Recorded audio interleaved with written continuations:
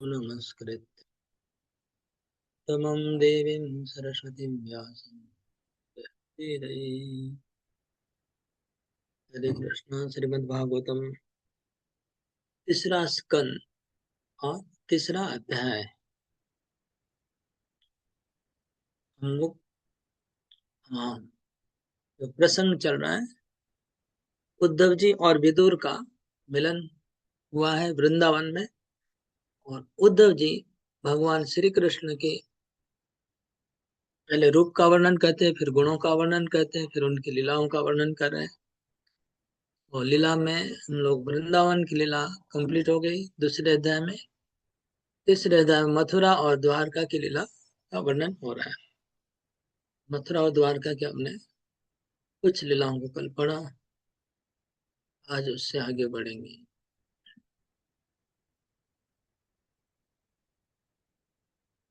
भगवान की लीलाओं को अगर आप संक्षिप्त में पूरा याद रखना चाहते हैं, ब्रीफली, तो इसको देखने से पूरा याद आ जाएगा कि कहाँ भगवान की क्या क्या लीलाएं हैं।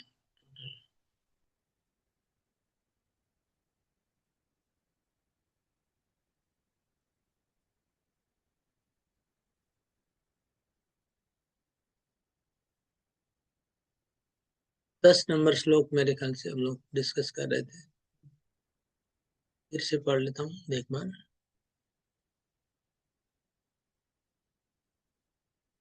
कालमागध साल्वादिन अनिकेरुन्धत पुरम् अजिघ्नत् स्वयं दिव्यम् स पुंसां तेज आदिशत्। कालमागध साल्वादिन अनिकेरुन्धत पुरम् अजिघ्नत् स्वयं दिव्यम् स पुंसां तेजमादिशत्। अनुवाद। ओम तत्सत। काल्यवान मगध के राजा तथा साल्वन ने मथुरा नगर पर आक्रमण किया, किंतु जब नगर उनके सैनिकों से घिर गई तो श्री भगवान ने अपने लोगों की शक्ति प्रदर्शन करने के उद्देश्य से उन सबों को स्वयं नहीं। आवाज कट गया, क्या हुआ? वापस आवाज पढ़। कट। ओके, हरे कृष्णा। आधा आधा सुनाई दिया, आधा नहीं सुनाई दिया। काल्यवन मगध के राजा तथा साल्व ने मथुरा नगर पर आक्रमण किया, किंतु जब नगर उनके सैनिकों से घिर गई तो श्री भगवान ने अपने लोगों की शक्ति प्रदर्शन करने के उद्देश्य से उन सबों को स्वयं नहीं। अच्छा, इधर ही था, मुझे लगा आगे कुछ बोला, इतना तो सुन लिया। ओके, तो यहाँ पर कुछ कुछ असुरों को भगवान ने खुद मारा है। इस श्लोक में लिखा अजिगणत स्वयं। अजिगणत स्वयं मतलब हत्या की, अजिगणत हत्या करना, स्वयं मतलब खुद ने। कुछ असुरों को भगवान ने खुद मारा है और कुछ असुरों को उन्होंने अपने भक्तों को शक्ति का संचार किया, उनके द्वारा मरवाया। तो काल्यवन को मुचकुंद के द्वारा मरवाया, जरासंध को भीम के द्वारा, साल्व को भगवान ने खुद ही मारा है। तो ऐसे भगवान ने स्वपुंसाम तेज आदेशत, अपने भक्तों के अंदर भगवान अपनी शक्ति का संचार किया। इसको सत्यावेश भी कहते हैं, सत्यावेश। तो यहाँ तेज, तेज लिखा है, तेज मतलब शक्ति, आदेश मतलब आवेश करना, स्वपुंसा मतलब अपने भक्तों में। तो भगवान ने अपने भक्तों में अपनी शक्ति का आवेश किया और उसके द्वारा मरवाया। जैसे अर्जुन ने महाभारत में कई लोगों को मारा, लेकिन बाद में हम देखें कि अर्जुन जब द्वारका से जा रहे थे हस्तिनापुर, तो साधारण जंगल के भील लोग भी अर्जुन को हरा दिए। तो अर्जुन बोलता है कि जो मैं पहले शक्तिशाली था, वो शक्ति कृष्ण की शक्ति थी मेरे में। वो कृष्ण चले गए, मेरी शक्ति भी चली गई। अभी मैं वो नहीं कर पा रहा हूँ जो पहले मैं कर रहा था। तो इससे स्पष्ट हो रहा है कि अर्जुन के अंदर भी कृष्ण की शक्ति का आवेश है। जब तक कृष्ण की शक्ति का आवेश है, अर्जुन बहुत कुछ कर पाया। भीम के अंदर भी कृष्ण की शक्ति का आवेश है, इसलिए कृष्ण भीम असाधारण कार्य कर रहे हैं। कैसे कर रहे हैं? क्योंकि कृष्ण की शक्ति का आवेश है। अगर कृष्ण की शक्ति का आवेश नहीं होगा तो भीम भी कुछ नहीं कर पाएगा। ये बात इस श्लोक से दिख रही है। स्वपुंसाम तेज आविशत, भगवान अपने तेज को, अपने वैभव को, अपनी शक्ति को आविष्ट कर रहे हैं अपने भक्तों के अंदर। तो इसलिए देखा जाए तो भगवान ही सब कुछ कर रहे हैं। जो खुद मारे हैं वो तो भगवान मारे रहे, दूसरों से मरवा वो भी भगवान के द्वारा ही मर रहे हैं, क्योंकि भगवान की शक्ति के बिना वो कुछ नहीं हो सकता है।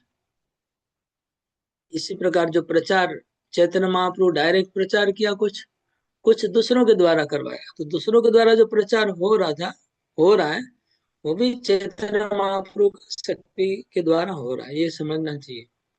प्रभुपाद जी मतलब प्रचार कर रहे हैं सारे विश्व में। प्रभुपाद जी के अंदर इसका मतलब तेज आदेश महाप्रभु का शक्ति का आवेश है।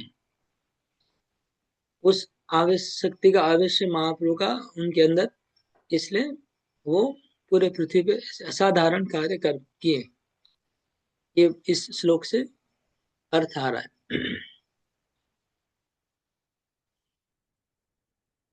तो स्वयं कुछ किया महाप्रभु ने और कुछ अपने पार्षद के लिए छोड़ दिया। उनके अंदर शक्ति संचार करके उनसे करवाया, और कुछ स्वयं किया महाप्रभु ने। हाँ, okay.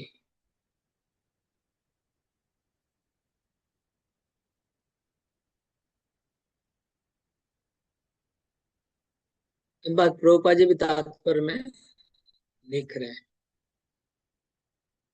The battle of Kurukshetra was designed by Lord himself, but just to give credit to his devotee, Nimitta Matram Bhavasva Sachin, he played the part of a charioteer, while Arjuna was given the chance to play the fighter, thus become help of the battle. What he wants to do himself by his transcendental plans, he executes through his confidential devotee. यहाँ पर वो बात आ रहा है। Confidential devotee वही है Prabhupada ji. Okay, next लो।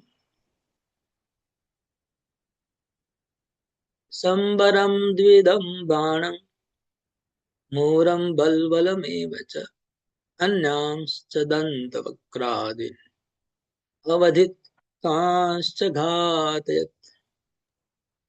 सांबर, द्विविध, बाण, मूर, बलवन जैसे राजाओं तथा दंतवक्र इत्यादि बहुत के असुरों में से कुछ को उन्होंने स्वयं मारा और कुछ को अन्य यथा बलदेव इत्यादि ने मारा।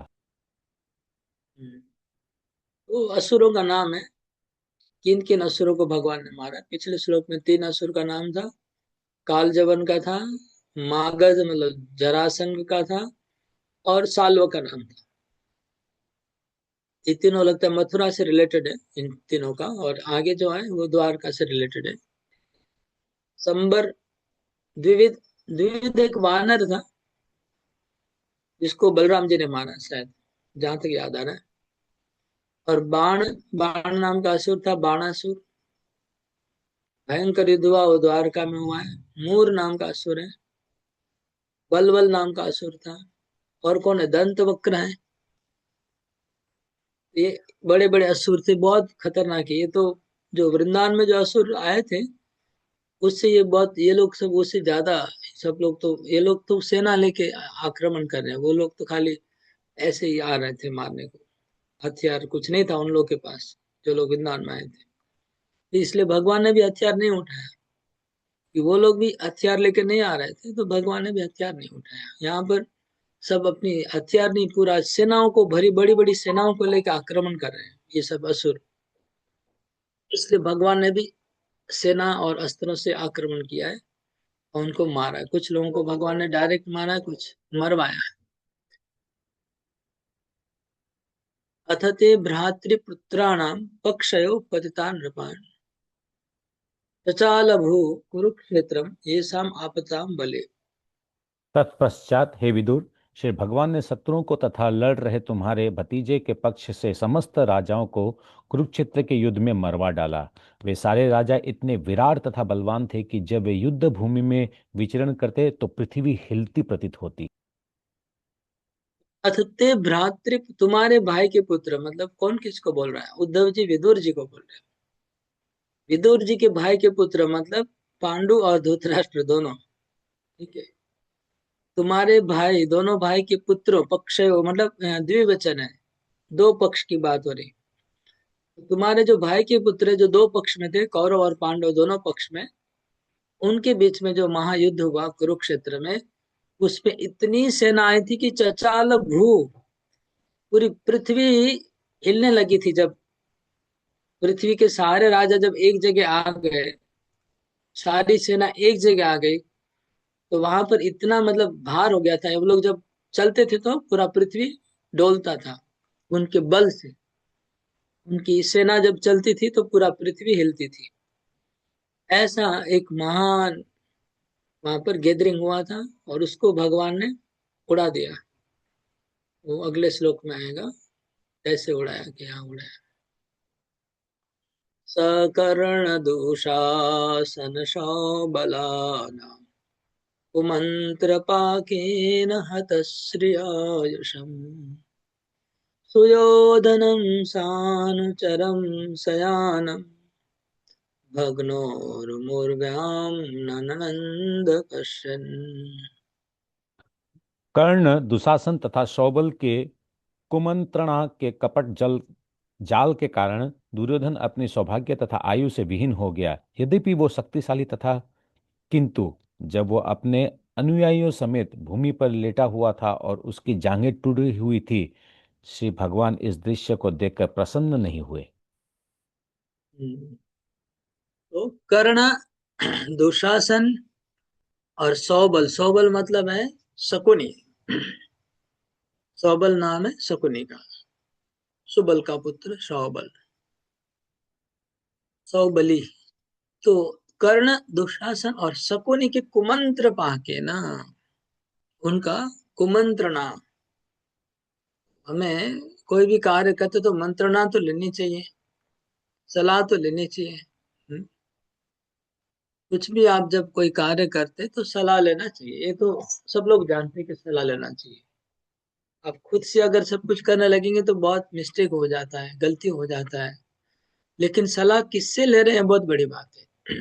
दुर्योधन भी सलाह ले बिना कुछ काम नहीं करता, एकदम ओबीडियंट था गुरु का। तो उसका गुरु कौन था? शकुनी।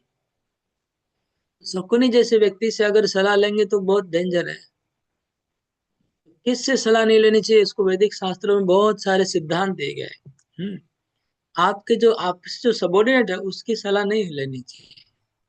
आपसे ऊपर है उससे सलाह, आपसे ज्यादा इंटेलिजेंट है उससे सलाह, आपसे जो मूर्ख है उससे सलाह नहीं लेनी चाहिए। तो दुर्योधन क्या कर रहा है? दुशासन का और कर्ण का और शकुनी मामा का सलाह लेता था। यद्यपि अगर मैच्योरिटी में देखेंगे तो शकुनी और कर्ण दुर्योधन से आगे हैं। उनका सलाह लेना उस हिसाब से तो सही है, उस दृष्टिकोण से। लेकिन आध्यात्मिक दृष्टिकोण से गलत है, क्योंकि ये लोग असत मार्ग में हैं, इसलिए उनसे सलाह लेना गलत हो गया। असत लोगों का सलाह लेने से हमको असत पथ में गिरा के खड्डे में गिराएंगे। इसलिए बहुत जरूरी है कि आप सलाह किसकी लेते हैं, ये आपका पूरा मैटर करता है। आपका स्पिरिचुअल लाइफ का और मेटल लाइफ का और भौतिक जगत का बंधन और मोक्ष कैसे होगा, ये पूरा डिपेंड करता है आप किससे मंत्रणा लेते हैं। कुमंत्र पाके ना, मंत्र से आदमी का उद्धार होगा, और मंत्र से ही आत्मा का, कुमंत्र से विनाश होगा। तो आप मंत्र में है कि कुमंत्र में है? मंत्र पाक और कुमंत्र पाक, मंत्र शब्द आया है। तो मंत्र तो उद्धार करता है हम लोग को संसार से, लेकिन कुमंत्र संसार में फंस जाओ। जैसे मंत्रा, मंत्रा ने कुमंत्र दिया किसको? कैकेयी को, और पूरा सब प्रॉब्लम खड़ा कर दिया। इसी प्रकार तो हम किससे मंत्र ले रहे हैं, ये बहुत जरूरी है हमारे लाइफ में। एक्चुअली एक मेरे को उदाहरण दे रहा हूँ, बहुत इंपॉर्टेंट एग्जाम्पल है, याद रखिएगा। कभी कभी हम लोग अपने अपनी असत इच्छा को पूरी करने के लिए हम जानबूझ के ऐसे लोगों से मंत्रणा लेते हैं कि वो हमारी हाँ में हाँ भरेंगे। ठीक है, हमारा बुद्धि, हमारा मन हमको ही चीटिंग कर रहा है। कैसे चीटिंग कर रहा है? कि हमको लगा नहीं नहीं, ये तो 10 जन ने मेरे को सपोर्ट किया है, मतलब मैं सही हूँ। लेकिन किसने सपोर्ट किया है? आपने सिलेक्ट किया है, वो लोग ही आपको सपोर्ट कर रहे हैं। लेकिन आप किसने किसको सिलेक्ट किया है? जानबूझ के उसको ही सिलेक्ट किया जो आपकी हाँ में हाँ भर लेंगे। तो ऐसा मंत्रणा का क्या वैल्यू है? ऐसा सलाह का क्या वैल्यू है? आपने खुद के ही जानबूझ के अपने आप को धोखा देने जैसा हो जाता है। तो ये बड़ी सावधानी हमें अपनानी चाहिए कि आप चीटिंग अपने आप को मत करिए। अगर आपको सही में सलाह लेना है तो लीजिए, नहीं तो मत लीजिए। वो लोगों से सलाह लेके क्या फायदा जो हाँ में हाँ भरने वाले हैं। अगर वास्तव में आप सलाह लेना चाहते हैं तो ऐसे व्यक्ति से सलाह लीजिए जो आपका हाँ में हाँ नहीं भरेगा, जो अपना ओपिनियन डिफरेंस बोलने में सामर्थ्य रखता है, उससे तो सलाह लेना चाहिए। तो कई लोग तो अपना डिफरेंस ओपिनियन रखने में ही डरते रहते, हिचकाते रहते हैं। तो वो लोग कभी सलाह नहीं दे सकते हैं। जिनको डिफर करने का साहस है, उनसे सलाह लेना चाहिए। मेरी बात समझ पा रहे कि नहीं सब लोग? पता नहीं। तो हमने बचपन में कहानी सुना था, मतलब हमारे स्कूल के बुक में थी, बहुत इंटरेस्टिंग है, बहुत आनंद आएगा सुन के। गुजराती में था, वो गुजराती में बोलने से वो जमेगा, नहीं तो आएगा नहीं। हाँ, गुजराती में बोलना पड़ेगा। डायलॉग गुजराती में बोलना पड़ेगा। कहानी था, एक चोर था। चोर था वो खेती में जाकर के, खेती में जाके कुछ फसल चोरी करता था।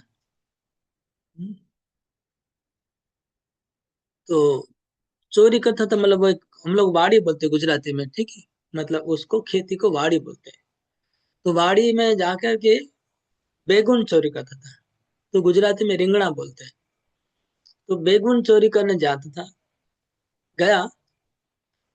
तो अब वो बैगुन चोरी करने के पहले उनको परमिशन चाहिए किसी का ना, वाड़ी के मालिक का परमिशन चाहिए।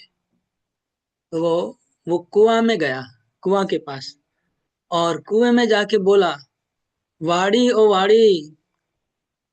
तो अंदर से इको रिफ से क्या बोलते हैं, इको होता है ना, तो उनका प्रतिध्वनि हुआ। तो बोले बोलो तलवाड़ी, उसका नाम था तलवाड़ी। हम्म, बोलो तरवाड़ी। बोले रिंगना लो बेचार, मतलब 2-4 बेगुन ले सकता हूँ, ले लो 2-4। अंदर से रिस्पॉन्स आता है, ले लो 2-4। ऐसे करके वो बेगुन चुरा के ले जाता है,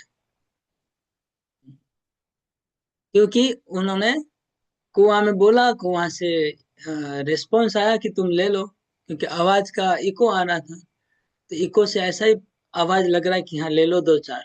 ऐसा ऐसा सुनने में लग रहा है कि वो मेरे को सपोर्ट कर रहा है। इस तरह से वो बेगुन चोरी करके ले जाता है। तो अभी पूछने पे बोलेंगे, अरे तुमने चोरी नहीं किया, हमने तो पूछ के लिया है। लेकिन तुमने पूछा किसको?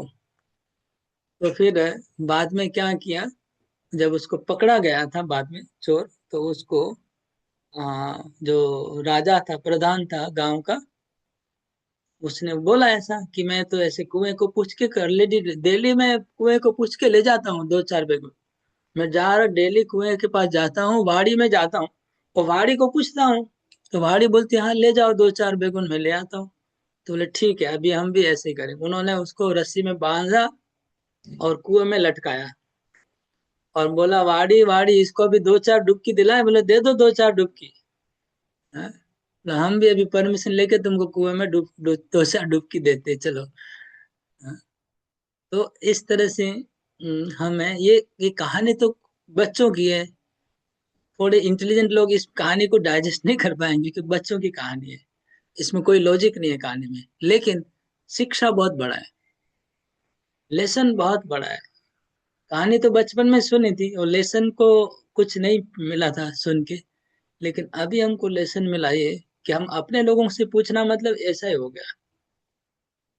अपने आदमियों से सलाह लेना मतलब हो गया वो कुएं में जाके पूछना कि ले लो 2 4 बेगुन, वो तो मना नहीं करेगा कुआं। ओके, समझ में आया। तो दुर्योधन, हम कहाँ से कहा, जो दुर्योधन कुमंत्र पाके ना, उसका उसका जो उसका जो टीम था वो रॉन्ग, गलत टीम था, मिस गाइड करने वाला टीम था, इसके लिए दुर्योधन खड्डा में गिरा। नहीं तो दुर्योधन का बहुत क्वालिटी है, दुर्योधन के गुण की कमी नहीं है। अगर आप दुर्योधन का चरित्र देखेंगे, उसके अंदर भी अच्छी अच्छी क्वालिटीज थी, लेकिन प्रॉब्लम क्या था, कुमंत्र पाक, शकुनी उनको बार बार नष्ट कर रहा है। कर्ण, दुशासन और शकुनी, ये तो हमारा जो एसोसिएशन है, हमारे आसपास के जो लोग हैं, वो हमको खतरे में डाल सकते हैं, गिरा सकते हैं, वो उठा भी सकते हैं।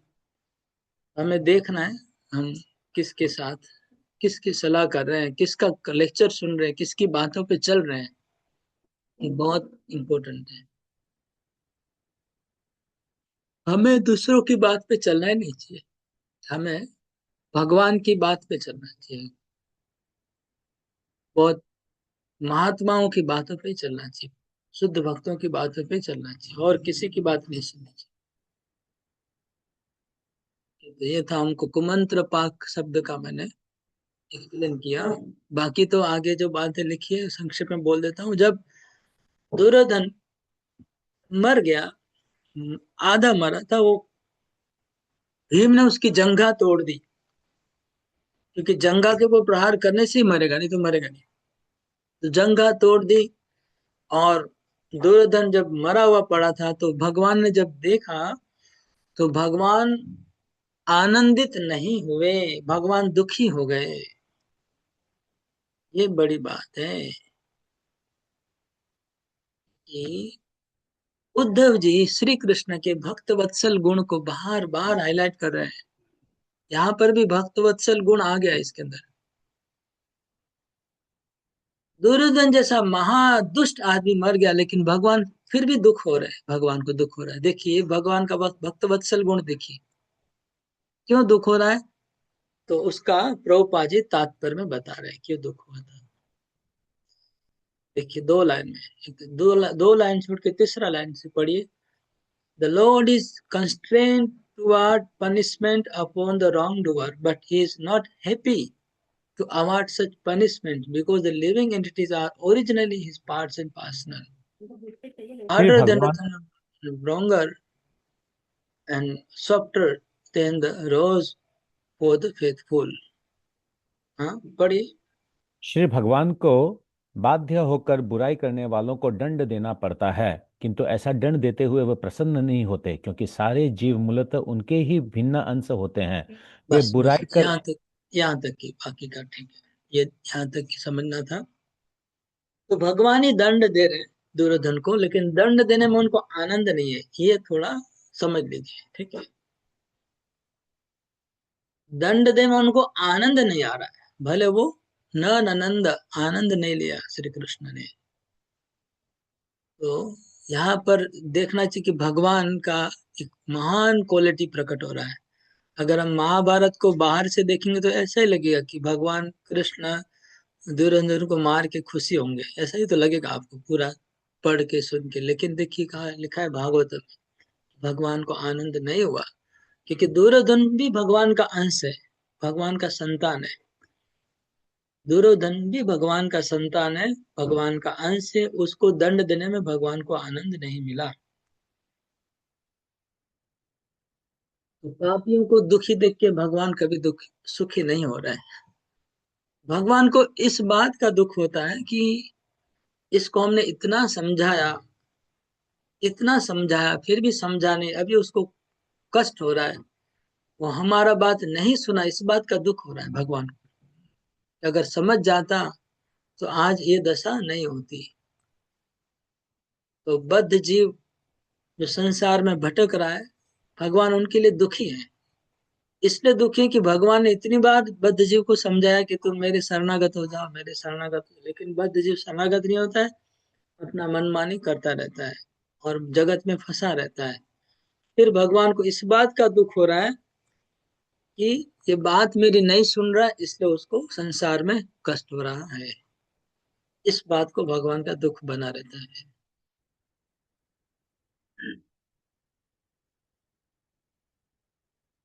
14 नंबर श्लोक। कियान् भुवोऽयं क्षपितोरुभारो यद्रोणभीष्मार्जुनभीममूले अष्टादशाक्षौहिणिको मदंसे आस्तेर्बलं दुर्विषहं यदूनाम्। कुरुक्षेत्र युद्ध की समाप्ति पर श्री भगवान ने कहा, अब द्रोण, भीष्म, अर्जुन तथा भीम की सहायता से 18 अक्षौणी सेना का पृथ्वी का भारी बोझ कम हुआ है। किंतु यह क्या है? अब भी मुझसे उत्पन्न यदुवंश का विशाल शक्ति शेष है, जो और भी अधिक असह्य बोझ बन सकती है। अभी इस श्लोक को अगर आप बिना तात्पर्य का पढ़ेंगे तो 100% आप कंफ्यूजन हो जाएंगे। इस श्लोक का अर्थ देखिए, फिर से अनुवाद पढ़िए और सोचिए थोड़ा क्या लिखा, अनुवाद दोबारा पढ़िए। कुरुक्षेत्र युद्ध की समाप्ति पर श्री भगवान ने कहा, अब द्रोण, भीष्म, अर्जुन तथा भीम की सहायता से 18 अक्षौणी सेना का पृथ्वी का भारी बोझ कम हुआ है। किंतु यह क्या है? अब भी मुझसे उत्पन्न यदुवंश की विशाल शक्ति शेष है, जो और भी अधिक असह्य बोझ बन सकती है। तो भगवान श्री कृष्ण से उत्पन्न जो विशाल यादव का जो सागर है, यादव वंश का जो सागर के समान उनकी जो संख्या है, जनसंख्या, वो पृथ्वी के ऊपर बोझ बन सकती है। ये बात बहुत ही कंफ्यूजन करने वाली है। कैसे बोझ? भगवान का परिवार क्या पृथ्वी के ऊपर बोझ बन सकता है? क्यों बोझ लिखा है? जो लोग तात्पर्य नहीं पढ़े अभी तक, वो लोग इसका उत्तर दे। पढ़ लिए वो मत बोलिएगा। कुछ लोग हमारे इसमें 2-3 जन इंटेलिजेंट है जो फट से समझ आते हैं। सूर्यवंशी को तुरंत पकड़ लिया, वो तात्पर्य में देख लिया, पकड़ लिए होंगे क्या अर्थ है, लेकिन सब लोग पकड़ नहीं पाते। तो आप लोग बताइए, जो जिन्होंने भी तात्पर्य नहीं पढ़ा है वो लोग बताइए। आ, उसके बाद पढ़ने वालों को भी पूछूंगा, क्योंकि पढ़ के भी समझ में नहीं आता है कि क्या अर्थ है इसका। भगवान की सेना पृथ्वी पे क्यों बोझ बन जा रही है? कोई बोल सकते हैं? भगवान का परिवार पृथ्वी पे बोझ बन गया कैसे? असहनीय बोझ कैसे बन जा रहा है? क्या क्या समझ में आ रहा है? भगवान की जो परिवार है, वो संख्या बहुत बड़ी है, वो पृथ्वी के ऊपर बोझा बन जा रही है, ऐसा क्यों भगवान को लग रहा है? सब लोग जो भी आता है बोलिए, गलत नहीं होगा। कुछ भी बोलेंगे तो गलत नहीं कहा जाएगा, क्योंकि श्लोक में तो ऐसा ही लिखा है, इसलिए आप कुछ भी बोल सकते हैं। Nothing is wrong. सब आंसर सही है, लेकिन हमको बेस्ट आंसर तक पहुंचना है, इतना ही बात है और कुछ नहीं। ओके, बोलिए सब लोग। सदगति को की बोझा बोलो। मोहन वज्रराज को आप बोलिए, क्या लग रहा है? हरे सदानंद कृष्ण, प्रभु, दंडवत प्रणाम। सूर्यवंशी प्रभु, सब लोग बोलिए। हाँ। তো ভগবানের উপরে পৃথিবীর উপরে বোঝ হবে না, কারণ যদুবংশ যদিও যারা অভক্ত হয়, যদি ভক্ত না হয়, ভগবানের শরণাপন্ন না হয়, সেটাই বোঝ। যদি ভগবত ভক্তিতে আসে সেটা বোঝ হবে না, কারণ মনুষ্য ভগবান যখন সৃষ্টি করেছে তার পালনের রাস্তা নিশ্চয়ই তৈরি করেছে, কিন্তু अरे बहुत, ভগবানের নির্দেশ মেনেই चलते হবে। एक हरे करेक्ट कृष्ण। अंडरस्टैंडिंग है। अगर कोई भगवान का भक्त है तो बोझ कभी नहीं बन सकता है, कि भगवान ने सृष्टि किया, तो भगवान को सृष्टि जब किया है तो भगवान को भी पता है कि इनका वेट कितना होगा, सबका एक एक का 100-100 किलो वजन है। तो इसका टोटल वजन कितना होगा, पृथ्वी कितना लोड उठा सकती है, तो भगवान को पता नहीं, तो उतना जन्म नहीं देंगे ना इतने लोगों को। अगर भगवान को पता होगा कि पृथ्वी का इतना कैपेसिटी है लोड उठाने का, तो उससे ज्यादा लोगों को भगवान क्यों जन्म देंगे जो उठा नहीं पाएंगे? हाँ, सिंपल बात है। तो फिजिकल वजन तो है नहीं, फिजिकल वजन का तो क्वेश्चन नहीं है जो हम बोला। और दूसरा, अगर दूसरे पॉइंट ऑफ व्यू देखते कि अगर पापी व्यक्ति होगा तो पृथ्वी को बोझा लगता है, लेकिन यादव वंश तो पाप भी नहीं है ना, वो लोग थोड़ा अभक्त नहीं है, तो वो भी बोझा कैसे बनेंगे? तो क्या फिर बोझा ताले किसेर बोझा आपने बोलो ना ताले सदगति को आपने के ताले बोझा किसेर भगवान तो इस श्लोक के क्या ना बोलते उद्धव जी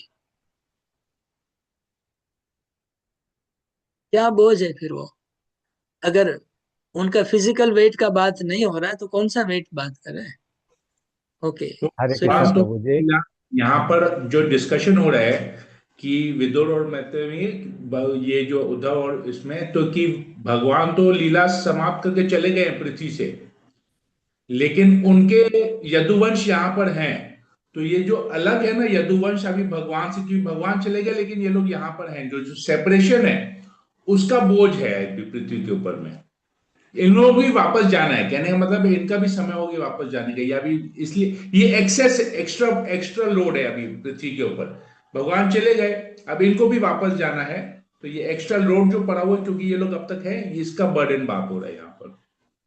ओके ये बात तात्पर्य में लिखा हुआ है लेकिन इसको मैं एक्सप्लेन करूंगा थोड़ा समझने के लिए ओके जैसे और और लोगों जैसे को हाँ जैसे क्या तो बोझा है भगवान जब आते हैं तो लीला करने के लिए तो अपने पार्षदों को सबको बुलाते हैं, तो जो यदुवंश भी जितने थे, जितने भी सब वो भगवान के पार्षद ही थे। जब भगवान चले गए तो भगवान ने उनको सबको वापस बुलाना था, इसलिए भी भगवान शायद ये बात कह रहे थे कि अब इनको भी जो है, जो यदुवंशी जो है बोझ बन रहे हैं, अब इनको भी मुझे वापस बुलाना है, शायद इसलिए उन्होंने इस्तेमाल किया होगा ये वर्ड। मतलब आपका और सूर्यवंशपुर का बात से ऐसा लग रहा है कि बोझा इस बात का है कि एक हमारा काम बाकी पड़ा है उस तरह का एक बोझा हाँ मतलब हाँ जैसे हाँ। इतना काम हो गया लेकिन इतना काम अभी बाकी है मतलब जैसे हमारा हमारा कोई एक हमने प्रॉपर एक टास्क है हमारे पास लेकिन इतना टास्क बाकी है तो वो एक हमारे दिमाग में बोझा बना हुआ है कि ये टास्क इस तरह का बोझा आप लोग दोनों इंडिकेट कर रहे हैं लेकिन पृथ्वी के ऊपर बोझा है वो तो भगवान के ऊपर हो गया एक बोझा तो भगवान के ऊपर है एक बोझा तो भगवान के ऊपर है कि हाँ मेरे को इतना काम अभी बाकी है वो भगवान के ऊपर पृथ्वी के ऊपर भी बोझे की बात यहाँ पर हो रही है पृथ्वी के ऊपर बोझ है ओके और कोई कमेंट जैसे भगवान के जाने के बाद में जैसे प्रभु जितने यदुवंशी थे उनको अहंकार हो गया था, शायद उस वजह से वो भगवान कुछ चाह रहे हो कि उनको में भी वो गुण आने लग गए थे असुरों के, तो उनका भी नाश करना जरूरी था या विनाश करना, शायद ये भी कोई कारण हो सकता है। ये भी एक पॉइंट ऑफ व्यू है कि यादव लोग बहुत ही ज्यादा मतलब पावरफुल थे और किसी को मानते नहीं थे पृथ्वी पे किसी की परवाह नहीं करते थे ये इस तरह का एक उनका व्यवहार देखा जाता है वो एक पॉइंट ऑफ व्यू वो भी भागवत में स्लाइटली वो भी आता है लेकिन हमारे आचार्य लोग दूसरा कुछ बता रहे ये नहीं बोल रहे ये वाला पॉइंट आचार्य लोग इस बात को भी नहीं एक्सेप्ट कर रहे हैं कि सदानंद प्रभु मोहन व्रजराज को कमेंट करिए साथ ही इसको हरे कृष्ण प्रभु। एक्चुअली मेरे मेरे मन में भी यही पॉइंट आया था कि डोमिनेंस, क्योंकि अभी पूरे माने पृथ्वी पे उनका डोमिनेंस था, तो उसीलिए मेरे ख्याल से भगवान सोचते थे कि अगर इनको डोमिनेट करने के लिए छोड़ गया तो फिर और भी माने उत्पात फिर शुरू हो जाएगा। तो एक्चुअली मेरे दिमाग में भी वही आया था, मैं बोलने वाला था लेकिन ऑलरेडी डिस्कशन हो चुका था। ये पॉइंट भी एक भागवत में निकलता है लेकिन उसको हमारे आचार्य लोग उस पॉइंट को नहीं ले रहे हैं इसमें दूसरा ही कुछ बोल रहे हैं हरे ओके कृष्णा प्रभु, मैं चेष्टा करती हूँ। बात और ऐसा भी प्रभु, निकल लगता सकता है है अहंकार बढ़ गया था उन लोगों के कि अंदर में, करते हैं। और वो भगवान अहंकार के बढ़ गया ऑपोजिट वही बात तो दोनों बोल दिया अभी मधुलीला और सदानंद अहं और अवज्ञा कर रहे थे भगवान का। हाँ वो बात बोल दिया आप जो बोले वही बात बोल दिया दोनों ने ओके तो वो इसमें एक और चीज हो सकता है, the creation is made for an to go back home back to God है, ये एक भी आ सकता है। तो दोज पीपल जो यहाँ पर रहे हुए हैं अभी भी, वो बोझ है एक्चुअली, तो उनको भगवत धाम वापस जाना है। ये भगवान ने सृष्टि की है बाकी वापस जीव जो है भगवान के धाम वापस जा सके, लेकिन अभी भी यहाँ पर हैं, जा नहीं रहे वापस, तो ये भी एक हो सकता है कि बोझ है।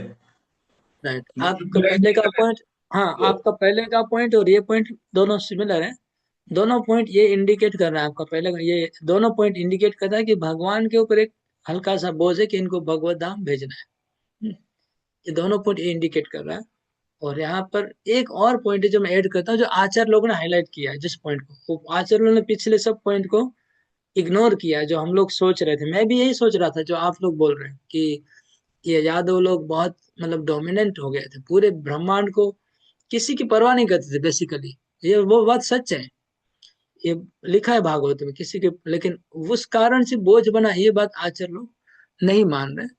तो हम अभी आचार्य लोगों का जो स्पेशल विश्वनाथ चक्रवर्ती ठाकुर का स्पेशली जो विशेष टिप्पणी है उसको बताता हूँ।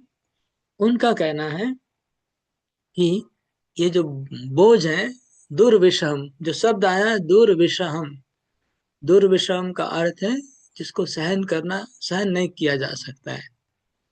बोझ उनका कहना है कि विरह का बोझ है, सेपरेशन का। और विरह का बोझ, कौन सा विरह का बोझ है? तो मंजू माता जी का मुंह, तो कौन सा विरह का बोझ है? तो पृथ्वी के ऊपर क्यों है? तो अभी वो पृथ्वी से कनेक्ट करना है विरह को। हाँ, कैसे पृथ्वी से कनेक्ट करना है?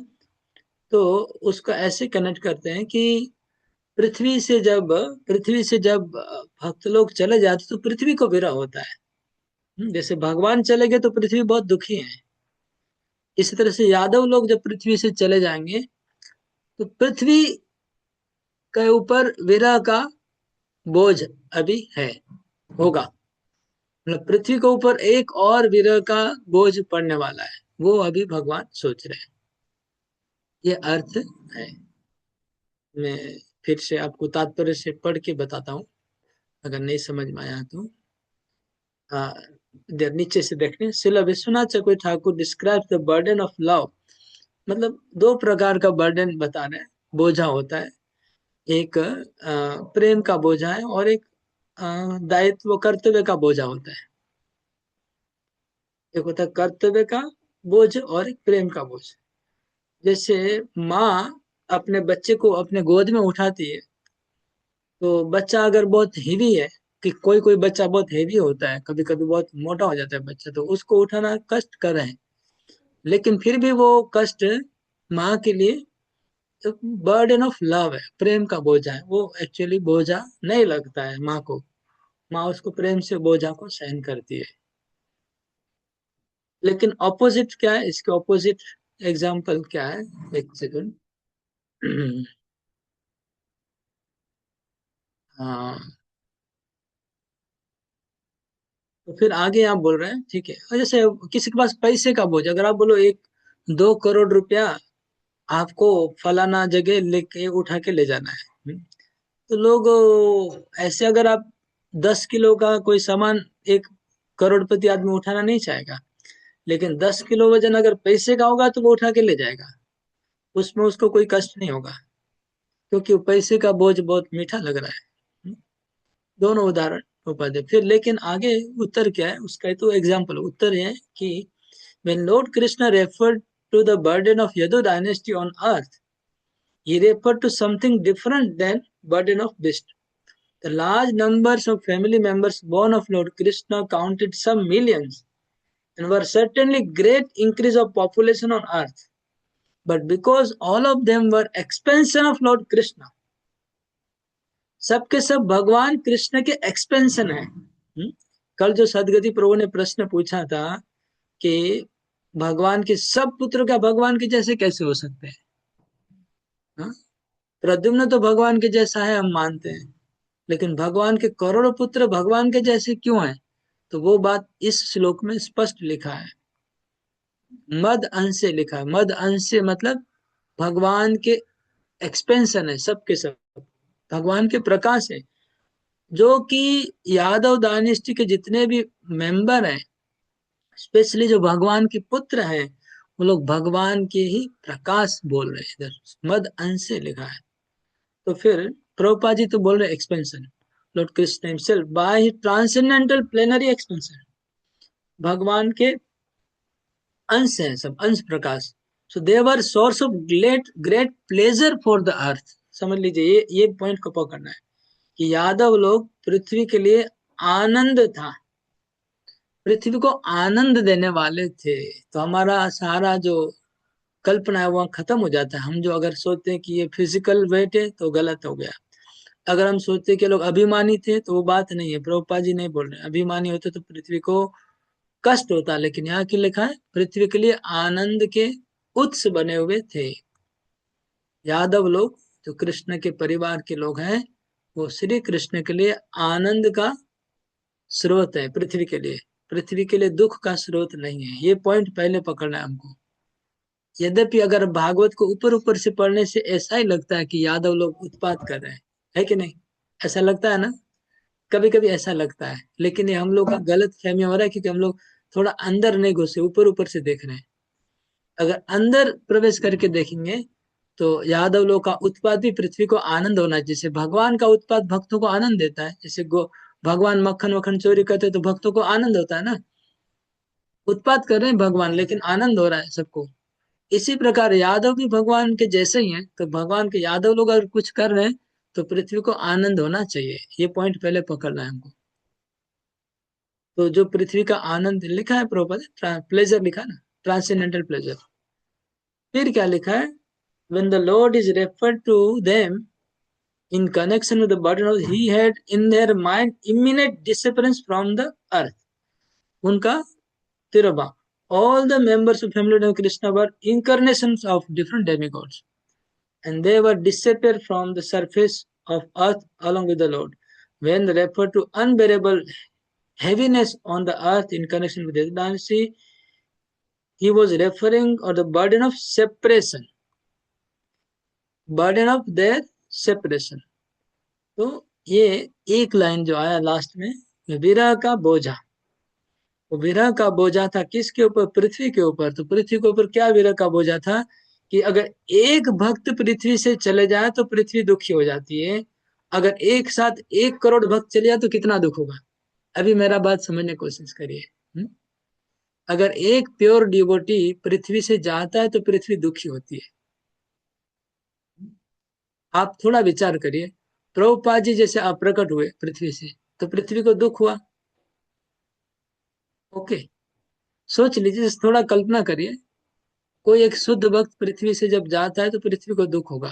जैसे हनुमान प्रसाद पोद्दार जी, वो जब आप प्रकट होंगे तो पृथ्वी को दुख होगा कि मेरे सरफेस से एक भक्त चला गया, अभी कौन हरिनाम का प्रचार करेगा, अभी कौन सब पापियों को रोकेगा, लोग पापी बन जाएंगे। तो अगर ऐसे, अगर 1,000 प्रभुपाद जी हो, 1,00,000 प्रभुपाद जी, 1,00,000 हनुमान प्रसाद पोद्दार हो, वो लोग अगर अचानक 1,00,000 भक्तिनाथ ठाकुर हो, और वो लोग अगर अचानक तिरोभाव हो जाए तो पृथ्वी को कितना बड़ा दुख होगा। कल्पना करिए, काउंट करिए, कैलकुलेशन करिए। वो एक बोझा नहीं है बड़ा,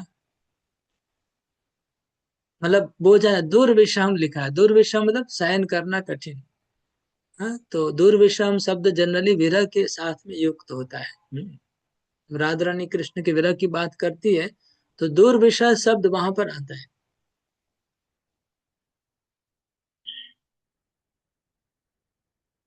तो आप बोलेंगे कि अब भगवान के परिवार में जितने भी भक्त, क्या ऐसे इस कैटेगरी प्रभुपाद जैसे शुद्ध भक्त होंगे? आप ऐसा अगर विचार करते हैं, सब भक्त, हाँ वही लोग तो बनते हैं। रूप गोस्वामी और प्रभुपाद जैसे भक्ति तो जाके उधर नित्य लीला में प्रवेश करते हैं। वही लोग तो मंजरी बनेंगे, वही लोग तो भगवान के दास बनेंगे, वही लोग तो भगवान की लीला में प्रवेश करते हैं। तो इसलिए वहां के सब भक्त इसी कैटेगरी के होंगे। गोलोक वृंदावन से कोई भी एक भक्त अगर इधर आ जाए, वो पूरे ब्रह्मांड को भक्ति में डुबा सकता है। सबका ऐसा पावर है, 100% है पावर, इसमें क्या संदेह है। तो अभी समझिए, अभी क्या समझ में आया मैं क्या पॉइंट रख, मतलब आज चक्रवर्ती ठाकुर क्या बोल रहे हैं, मेरी बात सुन लो। चक्रवर्ती ठाकुर जो पॉइंट समझाना चाह रहे हैं, पृथ्वी के ऊपर कौन सा बोझा था, वो क्या समझ में आ रहा है? विरह का बोझ ना, हाँ विरह विरह का बोझ, हाँ, सेपरेशन। हाँ कि किसको भाई किसको बोझ, किसको पृथ्वी विरह हो को रहा है? पृथ्वी को विरह होगा कि भाई जो यदुवंश है भगवान की, जो वो सब चले जाएंगे तो पृथ्वी को विरह होगा। पृथ्वी का जो ये विरह है बोझ, वो है कुछ। पृथ्वी का वो बोझा बता रहे हैं, है ना। ये आप भागवत पढ़े में तो आप दूर दूर तक ये बात, लेकिन कहीं आपको ऐसा लगेगा नहीं।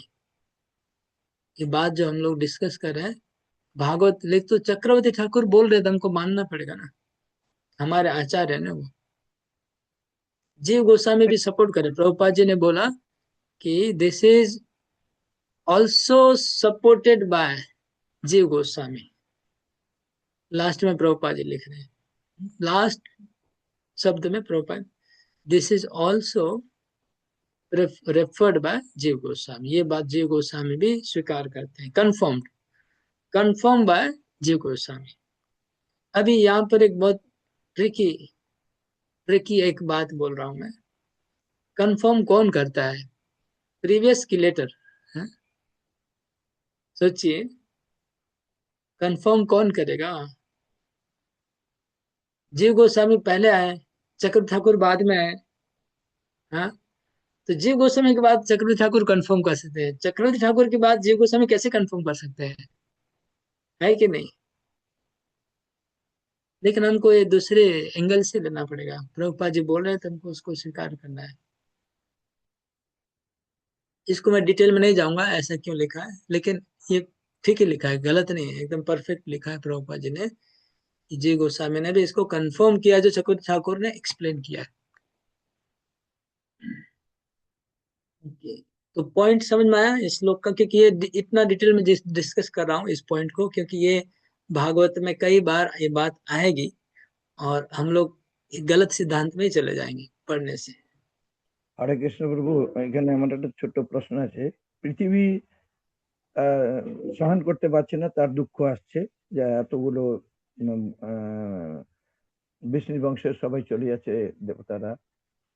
কিন্তু ভাগবতে আমরা বহু জায়গায় পেয়েছি দেবতাদেরকে বলা হয়েছে সকাম কর্মী, ভক্তকে বলছে নিষ্কাম কর্মী।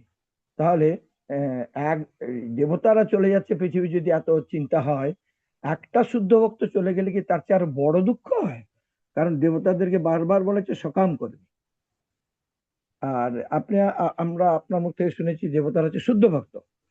তাহলে আমরা ডিভোটিদেরকে বলছি অনেক শুদ্ধ ভক্ত, যে চলে গেলে বড় কষ্ট হয় পৃথিবীর, একটা শুদ্ধ ভক্ত চলে গেলে অনেক লস হয়ে অনেক হারিয়ে ফেলি।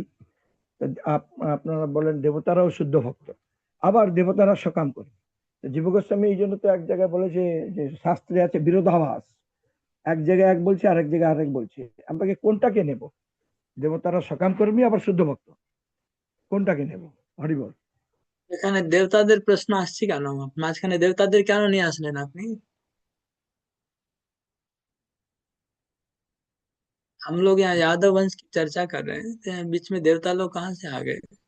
এখানে তো বাংলার তাৎপর্য লেগেছে যাদব বংশে এসছে দেবতাদের অবতার, যারা এসছে সব দেবতাদের অবতার। ओके, तो इसके ऊपर मैंने तो लगभग कम से कम 1 घंटा से कम मेरे को लगता है चर्चा नहीं किया होगा कि देवताओं के अवतार का मतलब क्या है। लेकिन अभी भी आप अभी ऐसा बोलेंगे तो फिर आपको क्या समझ में आए? না প্রভু, আমি ওইটার জন্য বলতে চাইছি, আমি বলছি সকাম কর্মী আর नहीं নিষ্কাম नहीं কর্মী। नहीं, वो बात सकाम निष्काम का भी चर्चा होगा नहीं, वो तो सब्जेक्ट नहीं, सब्जेक्ट है कि यादव वंश के लोग आप बोल रहे हैं না, क्या देवता क्या अवतार है? अपनी एटाई मने করছেন কি সবাই?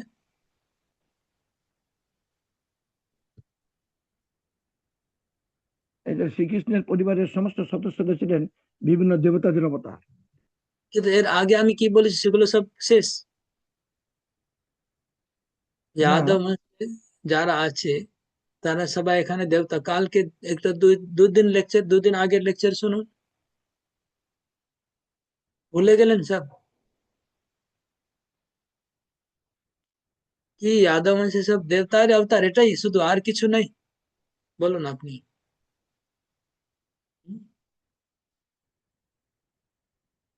ये बहुत तुक की बात है ना, कितना हमने एक्सप्लेन किया इसको, कोई समझा दीजिए। हाँ, सारथी को आप रिपीट करिए, हमने ऑलरेडी आपसे 2-3 बार रिपीट करवाया, अभी इनको समझाइए आप। और जो और लोग भी नहीं समझते होंगे उनको भी समझ में आ जाए, सबको पता नहीं सब लोग समझें कि नहीं बात, 4 बार बता दिया हूँ, फिर भी बोलिए आप फिर से। हरे कृष्ण। प्रभु जी, आपने ये बताया था कि जो भक्त आ रहे हैं भगवान के साथ वो गोलोक धाम से आते हैं, और जो रूपानुगा भक्त होते हैं वो भगवान के पार्षद बन के एक किसी न किसी पार्षद को आइडलाइज करके वो अपना भक्ति करते हैं। तो उन भक्तों का जो अट्रैक्शन है वो एक किसी न किसी भागवत धाम से आने वाले पार्षद के ऊपर में रहता है, लेकिन वो डायरेक्टली भगवान के पार्षद नहीं बन सकते हैं। तो इसलिए भगवान उनको पहले देवी देवताओं के पोस्ट में उनको नियुक्त करते हैं। और उसी तरह से जैसे अब अर्जुन जब आते हैं, अर्जुन के शरीर में वो इंद्र का एक अंश आता है, तो बट अर्जुन जो है वो गोलोक धाम से नित्य पार्षद है भगवान के।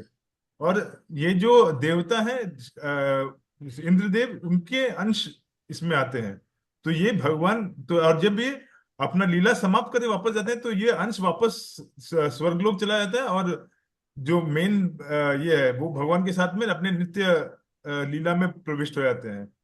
तो ये, और फिर बाद में ये जो इंद्र है, इनको नेक्स्ट जो ये होता है तब वो अपना भगवान के लीला में वो प्रवेश कर जाते हैं डायरेक्टली। तो ये एक इंटरमीडिएटरी फेज होता है इनके लिए। तो ये इस तरह आपने बताया था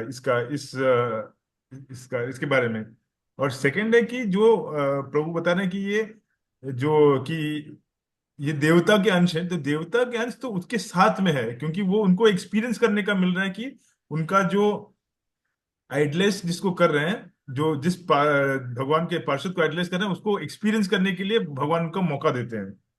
जो डेवलप कर रहे हैं, जो भक्त हैं, उनको मौका देते हैं इस लीला में प्रवेश करने के लिए। तो वो वही आपने बताया था कि बेसिकली दो पार्ट है, दो, एक शरीर में दो ये है, एक तो ओरिजिनल पार्षद और एक है जो देवता, जो यहाँ से भक्ति करके ऊपर उठे हुए हैं, वो उस तरह से। ये सीधा बात मेरे ख्याल से बहुत बार समझाया गया। अभी कितने लोग अभी नहीं समझ पाए बात, मेरे को अभी ये भी सवाल आ गया मन में। না इनको প্রভু तो इनको বুঝতে तो পেরেছি 1% भी नहीं समझ में आया, लेकिन दूसरों को कितना परसेंटेज समझ में आया मेरे को वो जानना है। না আমি বুঝতে পেরেছি আপনি আপনি বলেছিলেন এটা দুটো পার্ট ভাগ করে বলেছিলেন গোলকধাম এবং কি করে কোন অংশ কিভাবে আসে তাহলে আপনি কেন এখন বলছেন যে সকাম কর্ম এসবগুলো কেন বলছেন, যে এসব দেবতা আছে, দেবতারা এসব বলছেন কেন? আপনি এখন কি জিজ্ঞেস করলেন যে সব দেবতারা চলে গেলে কি প্রবলেম আছে, একটা ভক্ত গেলে তো কেন বলছে? এরা কি ভক্ত নয়? यादव लोगेरा की भक्त नয়? ওরা দেবতা শুধু।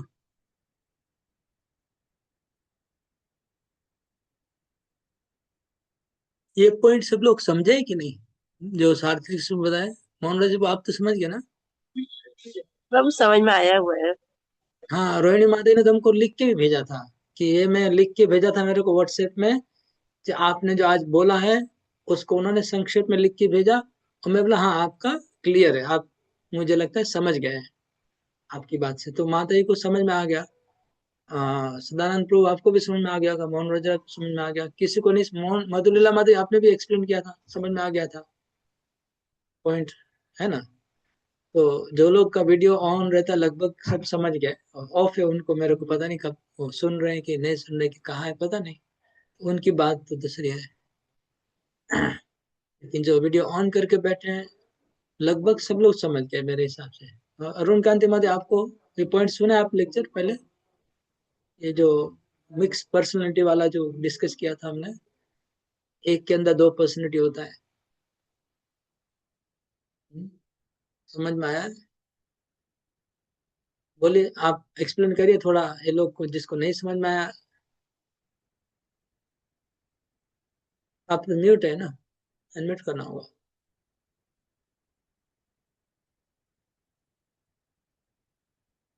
प्रभु का चेहरा। क्या हुआ, माते अनम्यूट नहीं कर रही है और कुछ बोल नहीं रहे, क्या चक्कर है?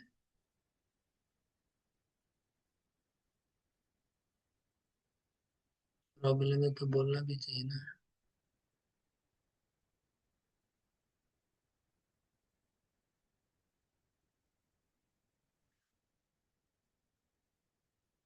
क्या माता जी, आपको मैं अनम्यूट करने को बोल रहा हूँ, आप अनम्यूट भी नहीं कर रहे हैं, और कुछ मैसेज करिए अगर प्रॉब्लम है तो बोलिए कि हमको प्रॉब्लम है, अनम्यूट नहीं कर पाएंगे।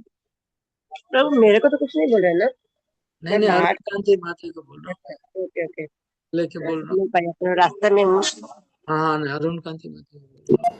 हरे कृष्णा प्रभु जी, हरे कृष्णा। अच्छा, लगता है घर में कोई है वो बोलने में दिक्कत। हाँ, इसकी वजह से प्रभु जी थोड़ा डिस्टर्ब हो रहा वो मैसेज कर देना चाहिए ना, है। हाँ हाँ टेक्स्ट मैसेज कर देना चाहिए कि भाई हमारे घर में प्रॉब्लम है, हम बोल नहीं पा रहे हैं, ठीक है, खत्म बात।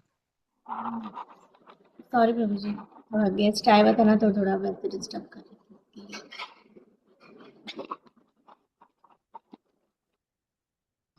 कृपा पूर्णमादि आपको समझ में आ गया था पॉइंट? सूर्यवंशी को आपने रिकॉर्डिंग सुना था इस पॉइंट के ऊपर हमारा? प्रभु ये बहुत बार मतलब कम से कम आपके जितने भी भागवतम के लेक्चर आते हैं 15 से 20 बार, जब भी महाभारत का हाँ पोर्शन मैं डिस्कस, बोलता हूँ, राइट। हर बार बोलते हैं कि इसमें देवता का अंश है और पार्षद है। वाइंड अप होता है तो पार्षद भगवत धाम चले जाते हैं, देवता अपने धाम स्वर्ग लोक चले जाते हैं। ये बहुत बार बिल्कुल, आपने बताया ये चीज। बहुत बार बोला हूँ, राइट, करेक्ट। और ये एक जो साधन सिद्ध भक्त है उसके लिए मौका है गोलोक धाम जाने का। जो साधन कर रहे हैं उनको भगवान मौका दे रहे हैं ताकि वो गोलोक धाम चले जाए। तो इसलिए ऐसा बोलना कि यादव लोग देवता है, कितना मतलब बहुत दुख की बात है ना, कि इतना कुछ समझाने के बाद अगर पूरा रामायण खत्म हो गया और कोई पूछे सीता कौन थी, तो इनका तो ऐसा प्रश्न है, तो बहुत दुख नहीं लगता है? ऐसे छात्र का प्रश्न सुन के कैसा लगता है आपको? और बार बार सकाम निष्का एक बात को कितनी बार दोहरा, कितनी बार मैंने एक्सप्लेन किया देवताओं का पोजीशन क्या है, तो बार बार इस पॉइंट को क्यों ला रहे हैं कि देवता लोग सकाम है, आप लोग क्यों उसको निष्काम बोल रहे हैं, आप क्यों शुद्ध भक्त बोल रहे हैं? ये पॉइंट बार बार क्यों ला रहे हैं? देवता के प्रति इतना तुमको गुस्सा क्यों है? तुम्हारा प्रॉब्लम क्या है देवताओं के साथ? खत्म करो प्रॉब्लम, जाके देवताओं से लड़ाई करो, खत्म करो। इतना क्या है देवताओं के साथ प्रॉब्लम? तुम भी अपना पावर अर्जन करो, पावर अर्जन करके देवताओं के साथ लड़ाई करो जैसे अर्जुन ने किया था। जाके दिखाओ अपना पावर। शुद्ध भक्त का तो पावर ज्यादा होता है ना देवताओं से, बहुत ज्यादा होता है। तो जाओ शुद्ध भक्त बन के देवताओं के दबाओ, देवताओं को, फिर बताओ दुनिया को कि हम ज्यादा पावरफुल है देवता से। इतना क्या बार बार देवता लोग सकाम है, भक्त लोग निष्काम है, बार बार एक ही बात क्यों ला रहे हैं?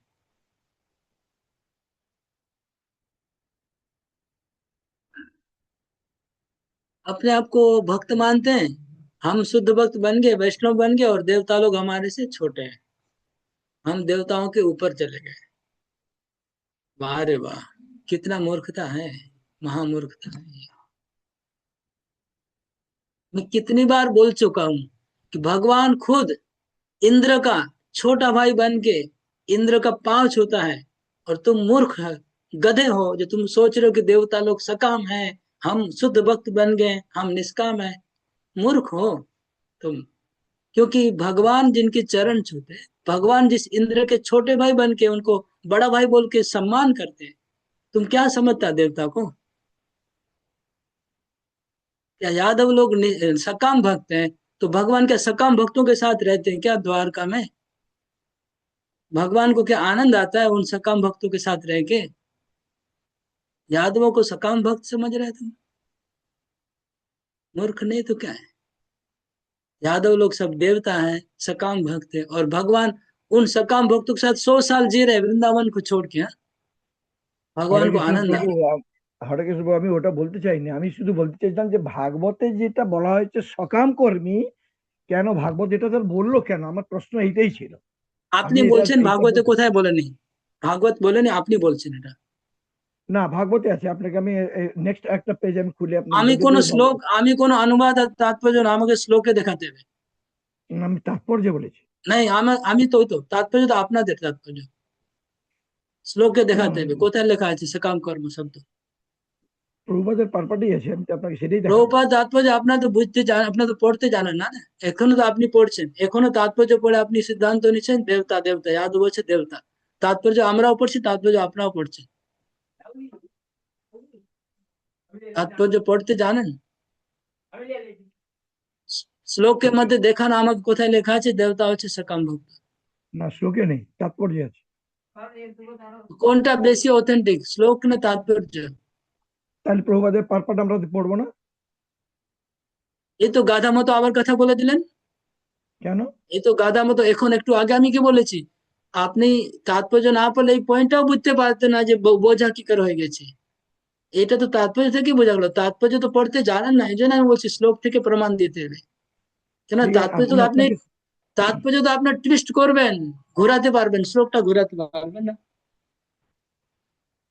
না না, আমি ঘোরাবার কি পারপাটে দিয়েছে সেটাই বললাম। আমি আপনাকে সেইটাই नहीं, দেখাবো। আপনার মাথাটা ঠিক করুন, আপনি খুব গন্ডগোল করছেন। আপনি আজকে যে কথা বলছেন, এতদিন প্রবচনের পর আপনি যে কথা তুললেন না, এটা খুব দুঃখকর। না প্রভু, আপনি অন্যভাবে নেবেন না, আমি আপনার প্রবচনে এ করছি না, আমি বলছি আপনার প্রভুপাদের এতদিন ধরে পার্পসে আমরা পেয়েছি। এই পয়েন্ট সূর্যবংশী বাবু কি বলছেন, 10 থেকে 15 বার একদম পারফেক্ট সত্যি কথা বলছে, আমি গুনে 15 বার বের করে দেবো রেকর্ডিং থেকে। 15 বার আমি এক্সপ্লেন করেছি কি করে যাদবদের মধ্যে ভগবানের অংশ আছে, গোলক বৃন্দাবন থেকে এসছে। আর সেটা তো আপনি আমি এখন বুঝতে বলছেন পারলাম। ওরা দেবতা, তাহলে আপনি মহাভারত শেষ হওয়ার পরে এখন জিজ্ঞেস করছেন দ্রৌপদীকে, সীতা মাতাকে। আপনার মতো মূর্খ এরকম কথা তোলে, আর আমি আপনি আমি এত বড় বলিনি, প্রচারক। আমি বলিনি প্রভু, এটা পারপাটে পেয়েছি বলে সেটা প্রশ্ন করলাম, আমি আপনাকে বলিনি। সকাম কর্মে এই ভাষাটা পেয়েছি তাৎপর্য, তাই বললাম, আমি আপনাকে আজকে আমার থেকে বলিনি। नहीं, আজকে তাৎপর্য ছিল না তো আজকে কেন তুলেন? আজকে তাৎপর্যের মধ্যে লেখা আছে কোথায়? তো কেন না, তুলছেন?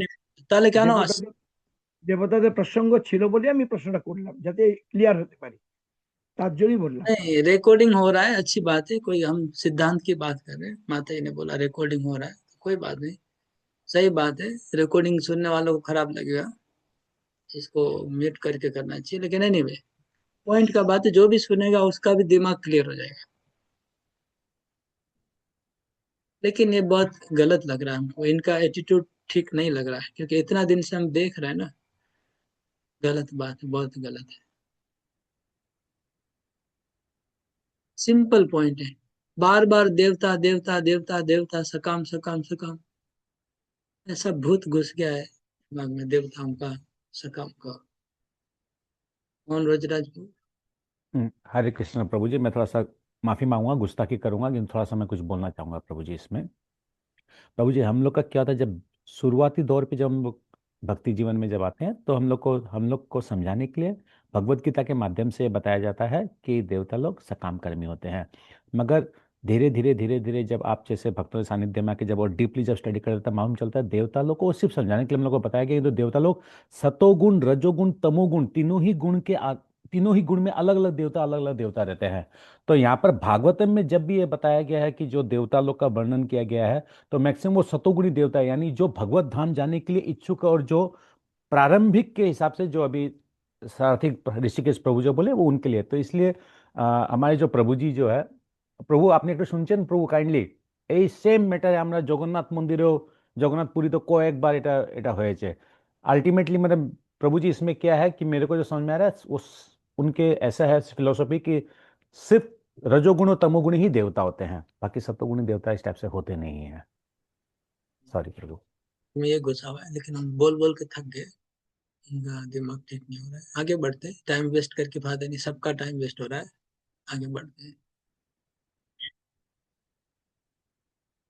तो इसमें एक लाइट, मैंने एक लाइन को हाईलाइट किया था इस तात्पर्य में, वो आप लोग को खाली रेफरेंस देने के लिए, कि all the members of family of Lord Krishna were incarnation of different animals. एक प्रभुपाद जी बोल रहे हैं कि सब के सब देवताओं के अवतार थे, ऑल लिखा है। तो इससे हमारा पिछला बात का, जो पीछे में जो कुछ बोला था उसको सपोर्ट मिल रहा है। कैसे सपोर्ट मिल रहा है? जो हम बार बार डिस्कस कर रहे हैं कि भगवान का गोलोक वृंदावन से एक नित्य पार्षद आ रहा है और देवता का अंश उसमें प्रवेश कर रहा है, वो बात यहाँ पर सपोर्ट हो गया।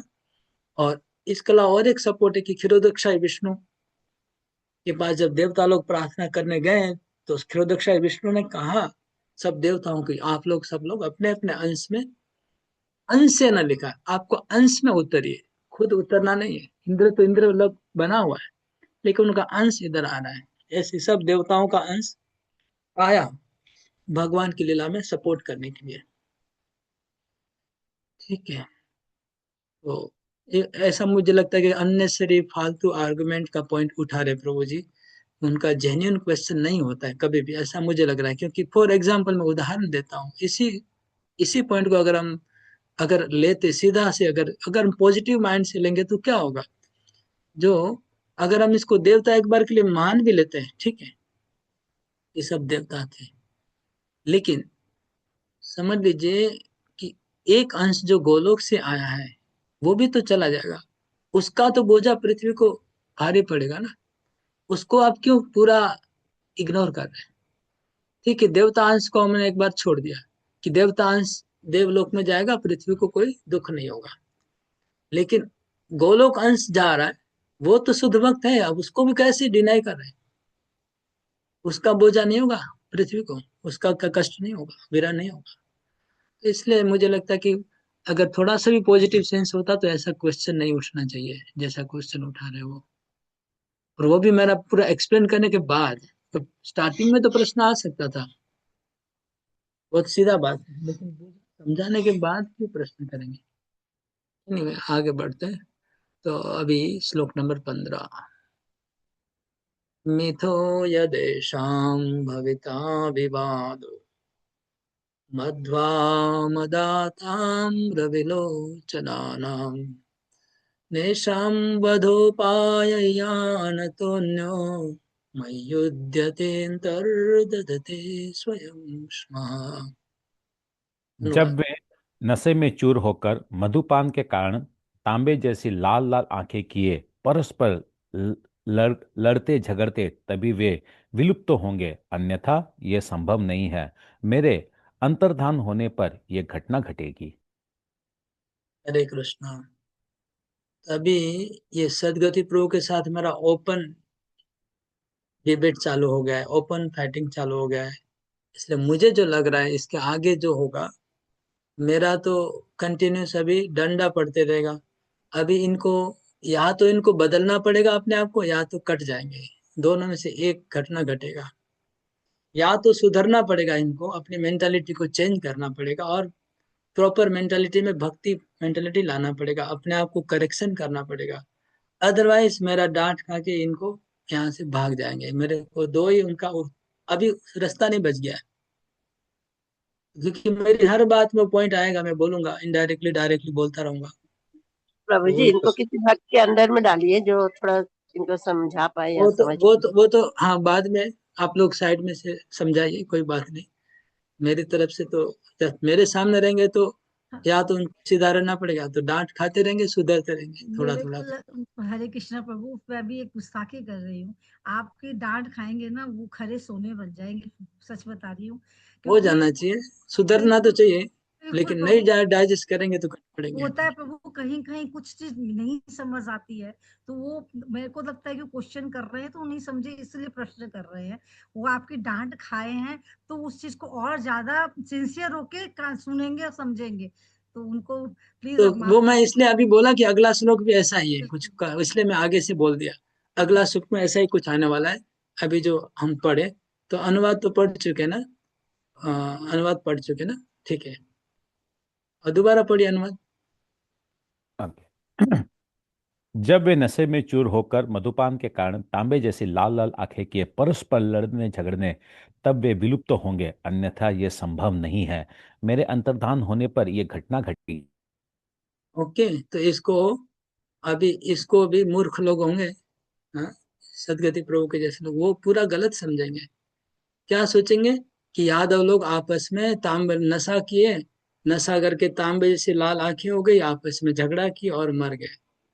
यही तो श्लोक में लिखा है। अब इसको कौन समझेगा बोलिए? साधारण व्यक्ति तो कंफ्यूज होगा ही, लेकिन थोड़ा सा जिसको भक्ति है वो इसको कैसे स्वीकार कर सकता है? ये कैसे संभव है? नहीं। इसलिए हमको ऐसे कभी कभी बात को नहीं पकड़ना चाहिए, श्लोक में कुछ लिखा है, तात्पर्य में कुछ लिखा है, हमको ओवरऑल पिक्चर भी एक समझना है ना, कि यादव लोग हैं, भगवान के नित्य पार्षद है, इनमें क्या हो सकता है? तो ये जो लिखा हुआ है, इसलिए फिर हमको आचार्यों की टीका का सहारा लेना चाहिए और उसको लेकर के फिर हमको समझना है। हम इसको पकड़ लेंगे तो मुश्किल है। अभी इस श्लोक को समझना है, ठीक है ना? बहुत सीरियस बात लिखी है और सीरियस है हम लोग के लिए। ये पॉइंट यहाँ लिखा है। एक्चुअली इसका हमको पॉजिटिव सेंस में हम जाएंगे पूरा, ठीक है? नेगेटिव सेंस में नहीं बताता हूँ, पॉजिटिव सेंस में डिस्कस करेंगे कि भगवान सोच रहे हैं कि ये जो यादव लोग हैं, मतलब मद अंश से, पिछले श्लोक में सब वर्ड आया था मद अंश से, मेरा अंश। यादव को भगवान मेरा अंश बोले, वैसे तो सब लोग भगवान का अंश है कि नहीं? पूरी दुनिया ही भगवान का अंश है, सब जीवात्मा ही ममे वांसो जीवलोक जीवभूत सनातन है। लेकिन स्पेशली मदन से बोले मतलब विशेष पावर है। यादव लोग भगवान के खुद शरीर के अंश है, भगवान से जन्म हुआ है उनका, कृष्ण के संतान है, वो स्पेशल अंश है, भगवान के स्पेशल अंश है वो लोग। तो ऐसे लोगों को हमें किसी भौतिक नियम में हम नहीं डाल सकते, भौतिक नियमों के बाहर है वो लोग टोटली। इसलिए इस श्लोक को उसी एंगल से समझना है। तो भगवान सोच रहे थे कि पृथ्वी के ऊपर बड़ा बोझा हो जाएगा विरह का, जब एक साथ इतने लोग चले जाएंगे तो पृथ्वी को विरह बहुत ज्यादा होगा। ये तो पहले भगवान ने सोचा, और वो काम मेरे लिए अभी बाकी है, मतलब वो अभी काम, वो जो बड़ा धक्का देना पृथ्वी को अभी बाकी है। एक धक्का तो हमने दे दिया, और एक धक्का पृथ्वी को लगने वाला है विरह का, वो अभी बाकी है। भगवान ऐसा सोच रहे थे। फिर दोबारा भगवान सोच रहे कि इनको हम किस तरह से यहाँ से अप्रकट करने के लिए क्या लीला की जाए, कैसे अप्रकट किया जाए। क्योंकि पांडव और कौरव में आपस में लगा दिया तो हो गया, लेकिन इनके विरुद्ध में कौन लगेगा। तो ऐसे ब्रह्मांड में ऐसी कोई सत्ता नहीं है जो यादवों को मार के भगवत धाम पहुंचा सके। समझ गए। उधर में तो भगवान ने दोनों को आपस में लगा के करा दिया काम पूरा। उधर तो बांस का उदाहरण दिया कि बांस में आकर में घर्षण करके अग्नि अग्नि होती है, घर्षण होता है और जंगल साफ हो जाता है। तो वो काम तो बांस वाला काम तो भगवान ने किया उधर में, लेकिन इधर नहीं चलेगा वो काम। यहाँ पर ऐसी कोई सत्ता नहीं है जो यादवों के साथ लड़ाई करके उनको हरा सके। पृथ्वी में कोई सत्ता नहीं है। इसलिए भगवान ने सोचा मिथो, मिथो मतलब आपस में, इनको मुझे आपस में लड़ाना पड़ेगा। मतलब बाहर की सत्ता में क्षमता नहीं है, तो आपस में लड़ा। आपस में कैसे लड़ा जाए। लोग तो बहुत आपस में प्रेम करते हैं, इन लोग के अंदर इतना प्रेम है कि इनको झगड़ा कराना संभव ही नहीं है। तो क्या किया जाए, तो उनको नशे में चढ़ाना पड़ेगा, इनको हमें नशे में चढ़ा देना पड़ेगा, तब वो लोग उनका प्रेम खत्म। तो कौन सा नशा, अभी आप यहाँ सोचेंगे नशा मतलब भौतिक नशा, फिर आप गलत करेंगे। तो यहाँ मूर्ख लोगों के लिए बहुत डेंजर है ये श्लोक, इसलिए थोड़ा सा दिमाग को खोल के पढ़िए, नहीं तो गड़बड़ है। तो कौन सा नशा, इवन आपको श्लोक में और तात्पर्य में भी यहाँ पर डेंजर पॉइंट आ जाएगा। प्रभुपाद जी बोले राइस का बना हुआ स्लाइट लाइट लिकर तो चावल का बना हुआ लाइट लिकर क्या है, बियर। तो बियर पी के लोग मर गए। माय गॉड, बहुत डेंजर है। इसलिए मैं बोल रहा हूँ कि पकड़िए मत तात्पर्य को। प्रभु यार तात्पर्य को भी आप ज्यादा हाईलाइट, प्रभुपाद जी खुद ही दूसरे जगह आपको बोलेंगे मैं जो बोल रहा हूँ कि नहीं नहीं ऐसा बात नहीं है, वो लोग ने कोई दारू नहीं पिया, कोई बियर नहीं पिया, ठीक है। तो वो लोग ने किसी प्रकार का मादक द्रव्य पिया जिससे ताम्र लोचना, उनकी आंखें लाल लाल हो गई। अभी आंखें लाल बोलने का जरूरत ही क्या है, मैं आपको एक बहुत सीक्रेट मीनिंग बताऊंगा। लाल आंखें हो गई, ये कोई बोलने की बड़ी इंपॉर्टेंट बात नहीं है, लेकिन बोल दिया है तो इसका अर्थ कुछ और है। तो नेशम वधोपायो यान अतो अन्न, इसके अलावा दूसरा कोई और उपाय नहीं है इनका वध करने का, इनको भगवधाम पहुंचाने का। मयुद्धते अंतर्दते स्वयं स्मा, जब मैं अप्रकट हो जाऊंगा तो ये लोग भी अपने आप अप्रकट हो जाएंगे। अपने आप मतलब दूसरा बाहर का पावर नहीं लगेगा। यादवों को यहाँ से हटाने के लिए दूसरा एक्सटर्नल पावर की जरूरत नहीं है, लोग आपस में हट जाएंगे एक दूसरे को मार के। देखिए मेरा मेरा पर्सनल, वेरी वेरी पर्सनल, मैंने अभी तक किसी आचार्य की कमेंट्री पढ़ने का टाइम नहीं मिला है।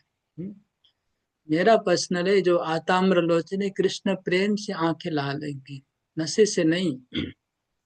जस्ट मेरा आप स्वीकार कर लीजिए, रिक्वेस्ट है कि भगवान के भक्तों की आंखें लाल होती है भगवान के प्रेम में, दारू के नशे में लाल नहीं होती है। अगर श्लोक में लिखा है तो क्या हुआ, उसको क्यों हरे आप माने?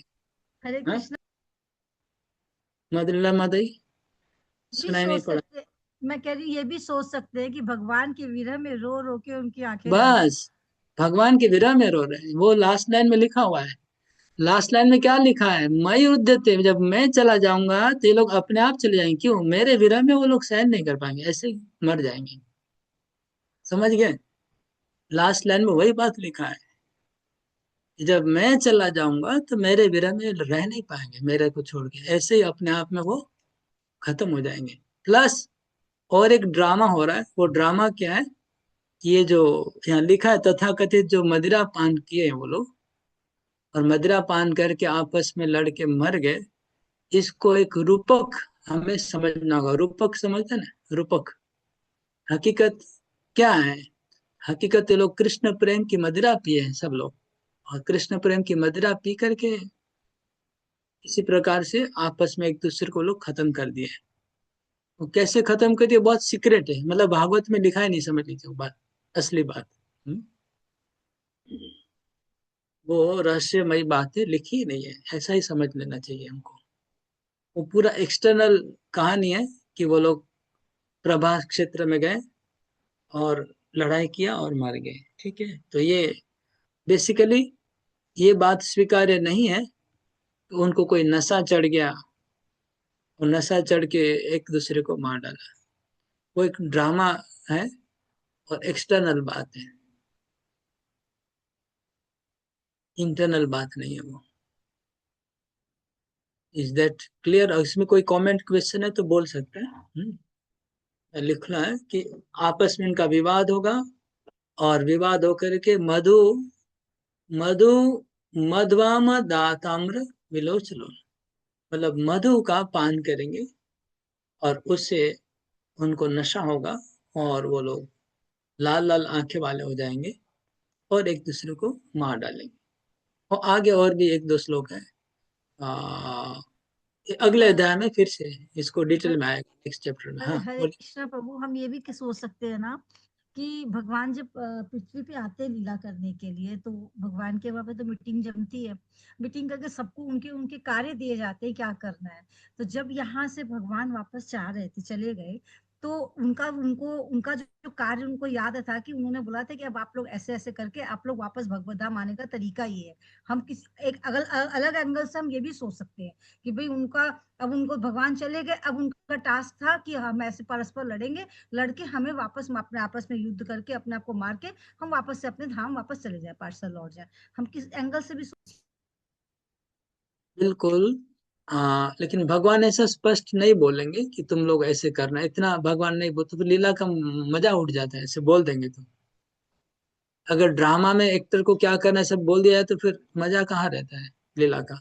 तो बोला नहीं जाता है, भगवान बोलेंगे नहीं कुछ कि ऐसा करना है। भगवान अंदर से प्रेरणा देंगे ऐसा करने की। ठीक है, तो दूसरी बात है, बात से मरने से कोई मरता नहीं है। सो सिंपल बात सोचिए ना, कि समुद्र के किनारे जो आप देखे ना, समुद्र के किनारे जो छोटे छोटे पेड़ होते हैं बाम्बू वाले, जंगल जैसा बन जाता है, उसको मारने से कोई आदमी मरता है? और यादव मर जाएंगे? कोई आदमी नहीं मर सकता, उससे यादव को भी मर सकते हैं? तो सिंपल बात है, असंभव। मतलब पूरा झूठा एक ड्रामा है, समझ लीजिए, संभव ही नहीं है। जैसे जैसे शिकारी के बाण से कृष्ण नहीं मर सकते हैं, असंभव है। इसी प्रकार ये बांसों की लकड़ियों से यादव लोग नहीं मर सकते हैं। अरे अनिरुद्ध का पावर देखिए, उसने बाणासुर को क्या हालत कर दिया था बाणासुर का। वो अनिरुद्ध ये बांस से मर जाएगा अकेला? अकेला अनिरुद्ध पूरा बाणासुर को धूल चटा देता था। प्रद्युम्न का क्या पावर है? प्रद्युम्न का पावर भयंकर है, क्षीरोदक्ष विष्णु के अवतार है। वो क्या बांस की लकड़ी से मर जाएंगे? इसलिए खाली झूठा ड्रामा है, लिखा हुआ है, हकीकत नहीं है। हकीकत है, वो लोग प्रभा क्षेत्र में गए हैं, वहां पर ब्राह्मणों को दान दिया है, और सोना दान किया है, गायों का दान किया है, पृथ्वी का दान किया है, कन्याओं का दान किया, मतलब उन्होंने उन पर जो था सब लुटाया है। लुटाने के बाद वो लोग अंतर्धान गोलोक धाम चले गए। और ये कुछ सीक्रेट है कि एक्चुअली क्या कैसे गए, वो सीक्रेट है, समझ लीजिए। अभी हम लोग हमारे तक अभी तक रिवील नहीं हुआ है। तो मैं बोलूंगा तो अच्छा नहीं लगेगा, कोई आचार्य बोलेंगे तभी मैं आप लोग को बताऊंगा क्या सीक्रेट था वो। हरे कृष्ण प्रभु जी, दंडवत प्रणाम प्रभु। प्रभु हरे अभी ये जो ड्रामा हो रहा है, अब ये एक निमित्त मात्र बन गया है। सिर्फ यादव लोग को एक निमित्त, हम लोग सुना है ना, कृष्ण का मृत्यु किया है, मृत्यु हो गया। वैसे ही ये जस्ट एक ड्रामा, एक निमित्त, एक ड्रामा, ये ड्रामा जो हो रहा है जस्ट निमित्त है, भगवान का लीला ही है।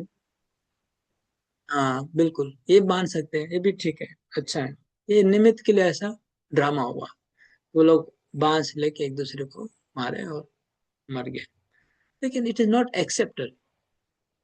ये निमित्त को भी स्वीकार नहीं कर सकते भक्त लोग। मेरे को तो स्वीकार नहीं होता है कि यादव लोग आपस में बांस खा के मर जाएंगे, नॉट एक्सेप्टेबल। इसलिए कोई और सीक्रेट है जो is yet to be revealed. ठीक है, मैं ये बोल रहा हूँ, आप जो बोल रहे हैं वो भी मैं स्वीकार करता हूँ, क्योंकि भागवत में लिखा है, आपको उसको स्वीकार करना ही चाहिए, कोई डाउट नहीं है।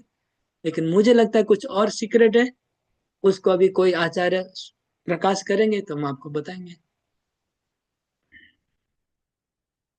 ओके, हरे कृष्णा।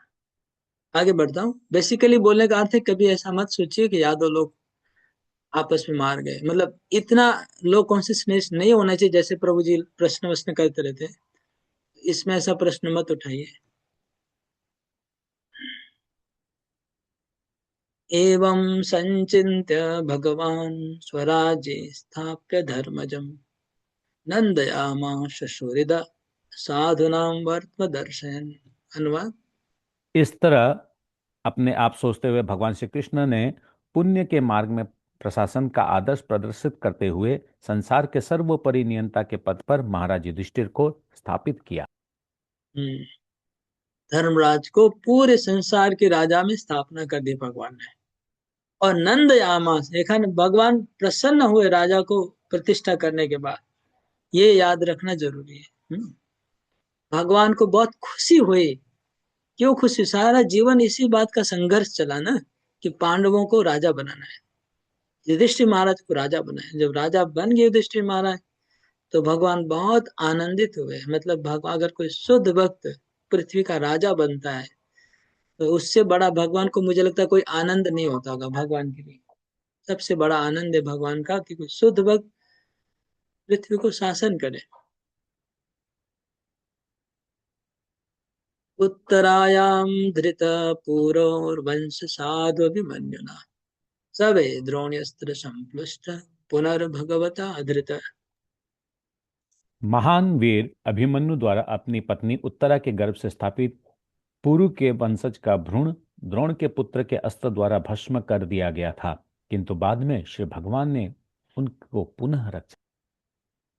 देखिए, कुछ कुछ प्रश्नों का ना भागवत में एक जगह प्रश्न होता है, उस भागवत में दूसरी जगह आंसर हो जाता है। जैसे ये जो घटना ना हम लोग फर्स्ट कैंटो में पढ़े थे, लेकिन यहाँ पर थोड़ा दूसरे प्रकार से लिखा है। मतलब यहाँ पर कुछ दूसरा बात लिखा है, वो हमको दोनों को कंपेयर करके हमको पकड़ना है। यहाँ पर क्या लिखा है कि वो गर्भ नष्ट हो गया था, ये बात वहां नहीं लिखा था। और भगवान ने पुनः, मतलब उनका जो शरीर था, परीक्षित महाराज का जो शरीर था, बॉडी था, वो स्पॉइल हो गया था। तो भगवान ने उसको रिपेयरिंग नहीं किया है, भगवान ने चेंज कर दिया है उसका बॉडी को, क्योंकि जला हुआ शरीर था। तो जला हुआ शरीर को भगवान ने नया शरीर दिया है। तो अभी आप सोचिए परीक्षित महाराज कितने महान होंगे, जिनका शरीर भगवान ने खुद नया, जिनको शरीर दे दिया गर्भ के अंदर, भगवान का दिया हुआ शरीर है इसका मतलब। इसलिए ऐसे परीक्षित महाराज को सोचना कि कली उसके सर पे चढ़ गया था और उसने ब्राह्मण को, कितना बड़ा अन्याय है। जो परीक्षित महाराज खुद, जिनका शरीर भगवान ने, देखिए लिखा है तात्पर्य में, प्रभुपाद जी इस बात को लिखते हैं, पहला लाइन में लिखते हैं। पहला लाइन पढ़िए, तात्पर्य का फर्स्ट लाइन पढ़िए। अरे बोल, तात्पर्य। तात्पर्य का फर्स्ट लाइन पढ़िए। हाँ। महान वीर अभिमन्यु से उत्तरा द्वारा गर्भ धारण करने के बाद जब परीक्षित का शरीर भ्रूणावस्था में था तब अश्वत्थामा के ब्रह्मास्त्र द्वारा वो भस्म कर दिया गया था, किंतु श्री भगवान ने गर्भ के भीतर दूसरा शरीर प्रदान किया। तो जी भगवान ने खुद दूसरा शरीर प्रदान किया। ऐसा किसी जीव के लिए नहीं होता है। बहुत रेयर केस है, बहुत वेरी रेयर केस है जहाँ पर भगवान ने खुद नया शरीर दिया। तो ये शरीर जो है वो पुत्र का दिया हुआ नहीं है। सोचिए आप, परीक्षित का जो शरीर है वो उसके माँ बाप का दिया हुआ नहीं है, भगवान का दिया हुआ है। लिखा ना, माँ बाप का दिया हुआ शरीर जल गया, तो उसका मतलब इनका शरीर दिव्य है, स्पेशल बॉडी है। तो ऐसे शरीर को कलयुग का माथा पे चढ़ जाएगा, ये सब कल्पना करना गलत है। ऐसे शरीर को तक्षक नाग दंश भी नहीं सकता है। वो सब कहानी का पीछे दूसरा एक अर्थ है, वो सब हमें समझना होगा आचार्यों के द्वारा। ऐसे शरीर को तक्षक नाग भी नहीं जला सकता है। ओके, अगला श्लोक। अयाजत धर्मशोतम अश्वमेधे स्त्रिविर्विभु सोपि क्षाम अनुजे रक्षन रेमे कृष्णम अनुव्रत। श्री भगवान ने धर्म के पुत्र महाराज युधिष्ठिर को 3 अश्वमेध यज्ञ संपन्न करने हेतु प्रेरित किया और उन्होंने भगवान श्री कृष्ण का निरंतर अनुगमन करते हुए अपने छोटे भाइयों की सहायता से पृथ्वी की रक्षा की और उसका भोग किया। भगवान युधिष्ठिर महाराज को कितना प्रेम करते हैं, भागवत में वाला लाइन लगा हुआ है, इतने श्लोक है। कृष्ण पांडवों को कितना प्रेम करते, बहुत बार वर्णन है भाग, और इतना अच्छा वर्णन है। उसका एक प्रमाण है कि भगवान ने युधिष्ठिर महाराज को 3 अश्वमेध यज्ञ करवाया। यहाँ पर करवाया लिखा है, करने का तो बहुत है शास्त्रों में। कोई किसी ने 100 यज्ञ किया, किसी ने 1000 किया, किसी ने 10,000 किया, बहुत लंबा लंबा अश्वमेध का वर्णन है। लेकिन यहाँ पर बात वो नहीं है, यहाँ पर भगवान ने करवाया, ये बड़ी बात है। कृष्ण खड़े होके उनके महाराज युधिष्ठिर को करवा रहे हैं अश्वमेध यज्ञ, ये बहुत बड़ी बात है, क्योंकि भगवान उनको बहुत प्रेम करते पांडवों को, इसलिए खुद उन्होंने करवाया अश्वमेध यज्ञ। भगवान अपि विश्वात्मा लोक वेद पथानुग कामान शशि विद्वार्वत्याम आशक्त सांख्यमास्थित। उसी के साथ साथ श्री भगवान ने समाज के वैदिक रीति रिवाजों का दृढ़ता से पालन करते हुए द्वारकापुरी के जीवन का भोग किया। वे सांख्य दर्शन प्रणाली के द्वारा प्रतिपादन, वैराग्य तथा ज्ञान में स्थित थे। ओके, लिखा भगवान अपि, यद्यपि कृष्ण परमेश्वर भगवान है, यद्यपि सब आत्माओं के आत्मा है, फिर भी वो क्या कर रहे हैं, फिर भी वेद पथानुगा, लोक वेद पथानुगा। ये पॉइंट का आप एक बात मैं बोलना चाहता हूँ। आज सुबह मैंने बताया, वो दूसरा एक ऑनलाइन क्लास था भागवतम का, पहला वालों का, उसमें मैंने बोला, आप लोग को बोलना चाह रहा हूँ, जब भी भागवतम पढ़ेंगे ना, तो आप लोग श्लोक को पकड़ के पढ़िए, अनुवाद और तात्पर्य को समझने के लिए साइड में रखिए। श्लोक में जो शब्द है, उस शब्दों को आप हाईलाइट करके उसको याद रखिए दिमाग में, तब आप एक्चुअली भागवतम पढ़ रहे हैं, तो भागवतम का रस आस्वादन करेंगे। आप खाली अनुवाद और परपोट के चक्कर में पढ़ रहेंगे तो वो ठीक नहीं, मेरे को ठीक नहीं लगता है वो। भागवतम का असली रस श्लोक में, असली जो रहस्य श्लोक के अंदर है। तो आप बोलेंगे संस्कृत में, तो संस्कृत का तो बात ही नहीं है, लोक शब्द तो संस्कृत है सब लैंग्वेज में। ये लोक वेद, वेद कौन सा लैंग्वेज का शब्द है, सब लैंग्वेज का है। इसलिए आप बोलेंगे कि संस्कृत नहीं आता, तो गलत बात है, आप ध्यान नहीं दे रहे, इग्नोर कर रहे हैं श्लोक को। संस्कृत सोच के आप पहले उसको प्रिजुडाइजमेंट बोलते हैं उसको, पहले ही आपने सोच के रखा है कि ये कठिन है, इसको हमको नहीं पढ़ना है। वो प्रिजुडाइजमेंट हटाइए दिमाग से कि हमको संस्कृत श्लोक को नहीं देखना है, डायरेक्ट अनुवाद। तो संस्कृत शब्दों को आपको सीखना चाहिए, पकड़ना चाहिए, याद रखना चाहिए, अगर आगे भागवत को अच्छे से समझना है तो। ठीक है, मेरा सजेशन है, खाली आज के लिए नहीं है, परमानेंट सजेशन है। मतलब परमानेंट में प्रॉब्लम देखा हूँ, उसका सोच के बोल रहा हूँ, बहुत दिनों का मेरा एक्सपीरियंस से बोल रहा हूँ कि हमारे जो स्टूडेंट्स हैं वो लोग संस्कृत को अवॉइड कर रहे हैं, श्लोकों को अवॉइड कर। इसके लिए आपको संस्कृत मास्टर डिग्री करने नहीं जाना है, कि संस्कृत पढ़ने को नहीं, मैंने कभी नहीं किया कोई संस्कृत कोर्स, मैंने पढ़ने नहीं गया, तो वो मैं नहीं बोल रहा हूँ आपको। आपको जो प्रभुपाद ने थोड़ा बहुत संस्कृत इसमें लिखा हुआ है उसको याद करने को बोल रहा हूँ, और कुछ नहीं। जब यहाँ लिखा है लोक का वेद पठान होगा, उस पॉइंट को यहाँ पढ़ना है। तो तात्पर्य में तो प्रभुपाद कुछ कुछ संस्कृत के इम्पोर्टेंट शब्द को तात्पर्य में प्रभुपाद जी कोट करते हैं, खाली उतना ही आपको याद रखना है बस, जो प्रभुपाद जी इसको हाईलाइट कर रहे हैं उसको ही, तो आपका संस्कृत जितना चाहिए उतना आपका हो जाएगा, अलग से पढ़ने जाने की जरूरत नहीं पड़ेगी। यहाँ पर एक शब्द आया इसलिए मैंने एक्स्ट्रा लेक्चर दे दिया, लोक का वेद पथानुगा। यद्यपि भगवान परमेश्वर भगवान है, सब आत्माओं का आत्मा, फिर भी वो अनुगमन कर रहे हैं। किसको अनुगमन कर रहे हैं? लोक और वेद के पथ को अनुगमन। इसका मतलब क्या हुआ? जो समाज में प्रथा चल रही है उस प्रथा को भगवान अनुगमन कर रहे हैं, वेदों की प्रथा को भगवान अनुगमन कर रहे हैं। हाँ, मतलब अनुगमन, पहले वो शब्द पकड़िए, फिर पथ मतलब पथ को, कौन से पथ को? लोक वेद पथ। लोक मतलब एक समाज में एक चल रही है ट्रेडिशन, उसको भगवान फॉलो कर रहे हैं। मतलब फॉलो करना है, और वेद को फॉलो कर रहे हैं, जबकि भगवान को जरूरत नहीं है, क्योंकि भगवान अपी लिखा है। यद्यपि वो भगवान है, यद्यपि वो परमात्मा है, फिर भी वो क्या कर रहे हैं? सामाजिक रीति रिवाजों को और वैदिक रीति रिवाजों को फॉलो कर रहे हैं। जबकि अगर आप देखेंगे तो शास्त्रों में कई जगह रहता है कि वेद को फॉलो करने की जरूरत नहीं है, लोगों को फॉलो करने की जरूरत नहीं। यही तो शुद्ध भक्ति में तो यही बोला जाता है कि वेद को त्याग कर दो और लोक प्रथा को त्याग कर दो। यही तो शिक्षा दी जाती है ना। बोलते त्रैगुण्य विषयावदा निस्त्रिगुण्य भवार्जुन, भगवान खुद गीता में बोल रहे हैं ना, सर्वधर्मान परित्यज्य, भगवान खुद ही बोल रहे हैं ना। सब आचार्य लोग बोल रहे हैं वेद को त्याग कर दो, लेकिन Krishna as the supreme personality of godhead, परमेश्वर भगवान सर्व विश्व में सबसे आदर्श आइडियल व्यक्ति के हिसाब से वो उनको त्याग नहीं कर रहे हैं। वेद के मार्ग को और लोगों के मार्ग को भगवान फॉलो कर रहे हैं। इसका उदाहरण क्या है? उसका उदाहरण भगवान ने शादी किया जैसे सब लोग करते हैं, भगवान ने बच्चे उत्पन्न किए जैसे सब करते हैं, भगवान ने बच्चों का शादी करवाया जैसे सब लोग करते हैं, भगवान राज्यसभा में जाके बैठते थे, अटेंड करते थे मीटिंग जैसे सब लोग करते हैं। भगवान राज्यसभा में बैठ के मीटिंग अटेंड कर रहे हैं, भगवान माता पिता को प्रणाम करते हैं, भगवान ब्राह्मणों को गौदान कर रहे हैं। क्या भगवान को दान देने का क्या कोई मतलब है? कुछ मतलब नहीं है, सब कुछ तो भगवान का ही है।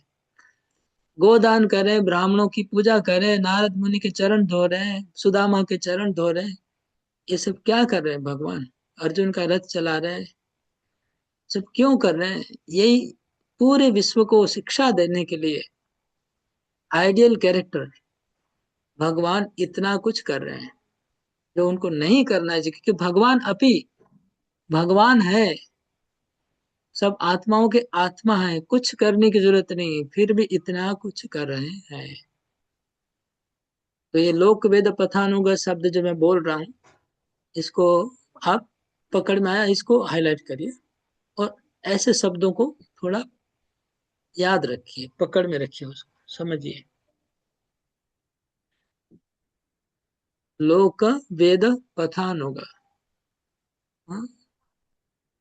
क्योंकि भगवान गीता में अर्जुन को बोलते हैं, तीसरे अध्याय में क्या बोलते हैं? यद्यद् आचरति श्रेष्ठ तत्तदेवेतरो जना सत् प्रमाणम कुरुते लोकस्तद अनुवर्तते। हे पार्थ, तुमको कुछ करने की जरूरत नहीं है, लेकिन फिर भी तुमको करना पड़ेगा, क्योंकि लोग तुमको फॉलो करेंगे, पूरी दुनिया तुमको फॉलो करेगी, तुम जैसे करोगे सब उसको नकल करने वाले हैं। इसलिए भगवान खुद यदि अहम न वर्तेयम जातु कर्मणि अतंद्रिता न मे पार्थास्ति कर्तव्यम त्रिषु लोकेषु किंचना। हे पार्थ, मेरा कोई कर्तव्य नहीं है तीनों लोकों में, फिर भी मैं कर रहा हूँ, लोगों को शिक्षा देने के लिए मेरे को करना पड़ता है। भगवान बोल रहे हैं उधर, वही बात इधर लिखा है। फिर भगवान खुद बोले सर्वधर्मान परित्यज्य, लेकिन खुद कोई धर्म को त्याग नहीं कर रहे हैं, सब फॉलो कर रहे हैं, खुद कर रहे हैं फॉलो, क्योंकि आइडियल बनने के लिए, आदर्श बनने के लिए। और अर्जुन को भी वही बोल रहे हैं भगवान, तुम भी आदर्श बनो, तुम भी सारी दुनिया को, गुरु बनना है तो आदर्श बनना पड़ेगा, अब भजनानंदी बनना है तो कोई आदर्श की जरूरत नहीं है। देखिए दो मार्ग है, भजनानंदी मार्ग है, दुनिया की कोई परवाह नहीं करना है, हम अपने, हमारे अपने से मतलब भगवान और किसी कोई मतलब नहीं। लेकिन प्रचार करना है, गुरु बनना है, तो फिर आदर्श बनना पड़ता है संसार में। तो यही बात है, भगवान खुद आदर्श, इसलिए वृंदावन की लीला को हम कभी नकल नहीं कर सकते हैं, उसका प्रचार नहीं कर सकते हैं। द्वारका लीला की बात हो रही है यहाँ पर पूरी।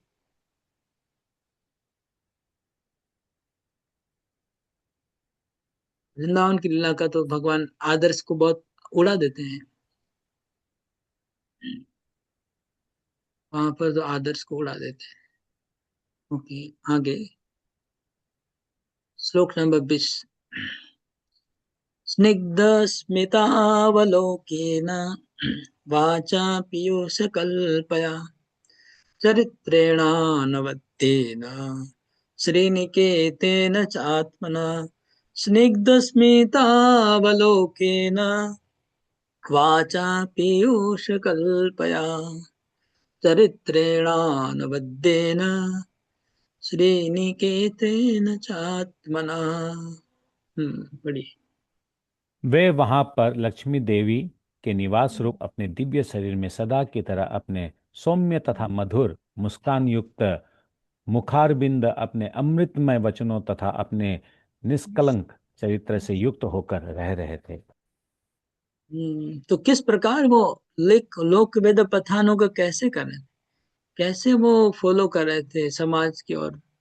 बोले स्निग्ध स्मितावलोकन, हमेशा हास्य मुखड़ा रखते थे, हमेशा हंसते रहते थे, हमेशा उनके मुख के पर स्माइल रहती थी, और पीयूष कल्प, बहुत मीठी वाणी बोलते थे, बहुत उनके वाणी से जैसे मधुर, जैसे मधु झर रही है, ऐसी मीठी वाणी है भगवान की। हाँ, हम लोग का दुर्भाग्य, हम लोग ने कभी भगवान की वाणी सुनी नहीं है, और ऐसी वाणी भी मेरे को लगता है सुनने का मौका नहीं मिला, जिस वाणी से मधु झरती हो। भगवान की वाणी मधु झरने वाली मीठी वाणी है। वैसे गुजराती में एक अच्छा भजन है, हयू हाड़ा ने मध झरती जीभड़ी। मतलब कुछ लोग ऐसे हैं जिनकी वाणी में तो मधु झरती है, लेकिन अंदर जहर, और अंदर में छुरी होती है, मुख में राम बगल में छुरी। तो उसका बात छोड़ दीजिए, जो लोग मुंह पे तो मधु जैसी बात करते हैं, लेकिन अंदर में छुरा भोग देते हैं, आदमी को काट देते हैं, तो ऐसे कपटी लोग की बात नहीं है। भगवान तो अंदर से भी मधुर है और वाणी भी मधुर है। अधरम मधुरम मधुराधिपते अखिलम मधुरम, उनकी तो वाणी भी मधुर है, मीठी है, और उनका चरित्र भी अनवद्य है।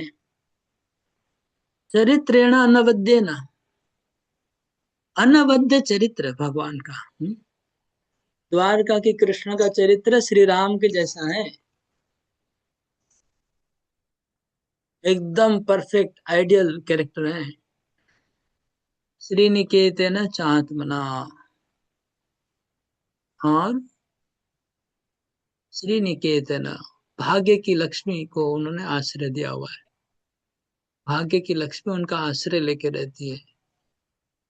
सुपर, मतलब भगवान के चरित्र का इतना सुंदर, क्योंकि उद्धव जी बोल रहे हैं ना, द्वारका के सब परम पार्षद भगवान के, वो द्वारका की लीला का वर्णन कर रहे हैं। उनसे अच्छा वर्णन कौन कर पाएगा।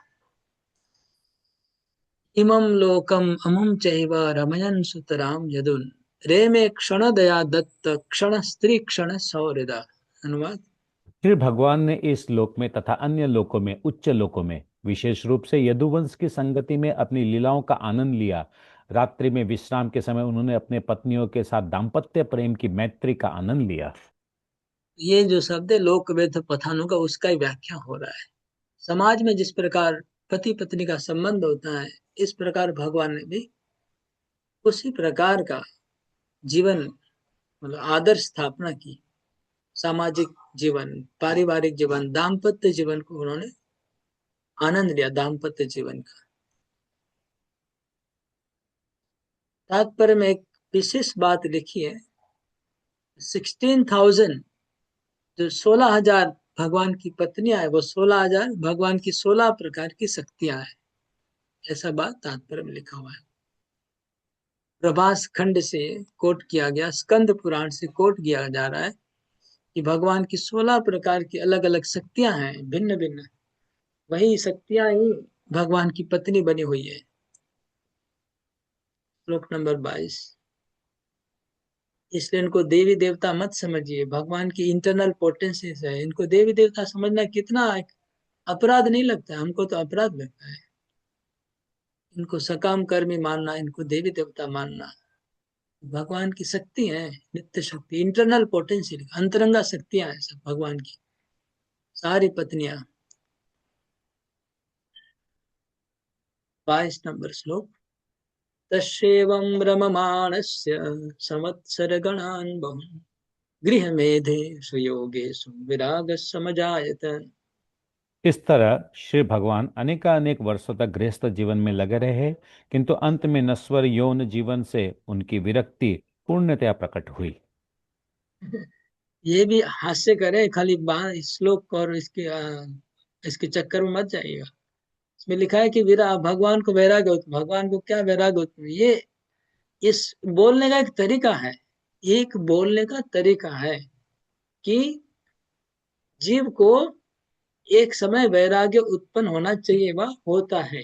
ये जीवात्मा के लिए ऐसा, वरना उसको इस तरह से एक साथ दोनों बात को एक साथ रखा जा रहा है। भगवान इस तरह से बहुत वर्षों तक संसार का भोग किए और फिर उनको संसारिक मैथुन जीवन से वैराग्य उत्पन्न हो गया। अरे ये बात मतलब हास्य कर है, कुछ नहीं है इसमें। ये जीवात्मा के लिए लिखा है, ठीक है। जो इसको दो पार्ट में समझना है। एक पार्ट है कि भगवान अपनी लीला को वाइंड अप कर रहे हैं, भगवान इस संसार से छोड़ के गोलोक धाम जाने वाले हैं। एक अर्थ भगवान के लिए इतना ही है, और जीवात्मा के लिए है कि ये जो सांसारिक जीवन नश्वर है, भौतिक काम सुख है, वो परमानेंट नहीं है। वो किसी न किसी दिन आपको फ्रस्ट्रेशन लाएगा और छोड़ना पड़ेगा। ये भगवान के लिए लागू नहीं हो रहा, ये जीवात्मा के लिए, क्योंकि ये तो भगवान की नित्य पार्षद है। तो भगवान तो गोलोक धाम में जाके इनके साथ ही रहेंगे। अगर वैराग होगा तो फिर वहां पर भी तो सन्यासी, फिर द्वारका में क्या होगा, नित्य द्वारका में। तो इसलिए वो बात सही नहीं है। अगर वैराग्य हो जाता तो फिर गोलोक धाम में जाके रुक्मिणी लोग क्या करेंगे, भगवान वैराग्य लेके चले जाएंगे। तो इसलिए वो बात भगवान के लिए लागू नहीं होती है। ये बात जीवात्मा का अर्थ, तो इस तरह से कभी कभी कुछ बातें होती हैं, इसको दिमाग लगा के हम लोग को समझना पड़ेगा, नहीं तो यहाँ पर फिर कंफ्यूजन हो सकता है। मेरा बात समझ पाए? श्लोक में दो अर्थ निकल रहा है, एक भगवान के लिए अलग अर्थ निकलेगा और आधा श्लोक जीवों के लिए, आधा श्लोक भगवान के लिए। ओके। तो भगवान को कोई वैराग्य उत्पन्न नहीं होगा, होने की जरूरत ही नहीं है वैराग्य, जीवात्मा के लिए लिखा है बात। श्लोक नंबर 23। हाँ बोलिए प्रभु। प्रभु जी, प्रश्न है? वो 6 प्रकार की जब भगवान के वो बताते हैं उसमें जैसे स्ट्रेंथ, वो उसमें भी तो वैराग्य बोल के भगवान का एक ठो बोलता है, वो किस सेंस में बोलते हैं वहां पर? वो वैराग्य ये है कि भगवान इतने महान होने के बाद भी अर्जुन के सारथी बन जाते हैं। भगवान इतने महान होने के बाद भी वो सबका जूता का सेवा करते हैं, है ना, पांव धोने का सेवा करते हैं। वो वैराग्य है। उसमें संसारी जीवन में भाई अभी संसार को छोड़ नहीं रहे। यहाँ पर पत्नी से वैराग्य की बात लिखा है, सेक्स लाइफ से वैराग्य की बात लिखी है, तो वो कोई सवाल ही नहीं है। सेक्स लाइफ का भी कोई सवाल नहीं और वैराग्य दोनों गलत है। सेक्स लाइफ भी नहीं है यहाँ पर और वैराग्य भी नहीं है, दोनों बात नहीं है। तो भगवान के लिए लागू ही नहीं हो रहा है बात। इसलिए ये तो बद्ध जीवों के लिए बताया जा रहा है कि बहुत, ये तो सिख जैसे राम के लिए लिखा है। ये एक्चुअली द्वारका लीला बहुत रामचंद्र से मैच करती है, बहुत ज्यादा। जैसे रामचंद्र के लिए लिखा है कि आप अगर पढ़ेंगे वाल्मीकि रामायण में तो आपको मिलेगा उधर कि ये उसमें स्पष्ट लिखा है कि स्त्री के प्रति आसक्ति होने से कैसी दशा होती है। देखिए रामचंद्र की हालत कैसी हुई, वो सीता सीता बोल के रो रहे हैं, जंगल में भटक रहे हैं। ये बिल्कुल लागू नहीं होती है राम के लिए। ये बात भौतिक बद्ध जीवों के लिए बोला जा रहा है कि अगर आप लोग आसक्त हो जाओगे तो ऐसा प्रॉब्लम होगा।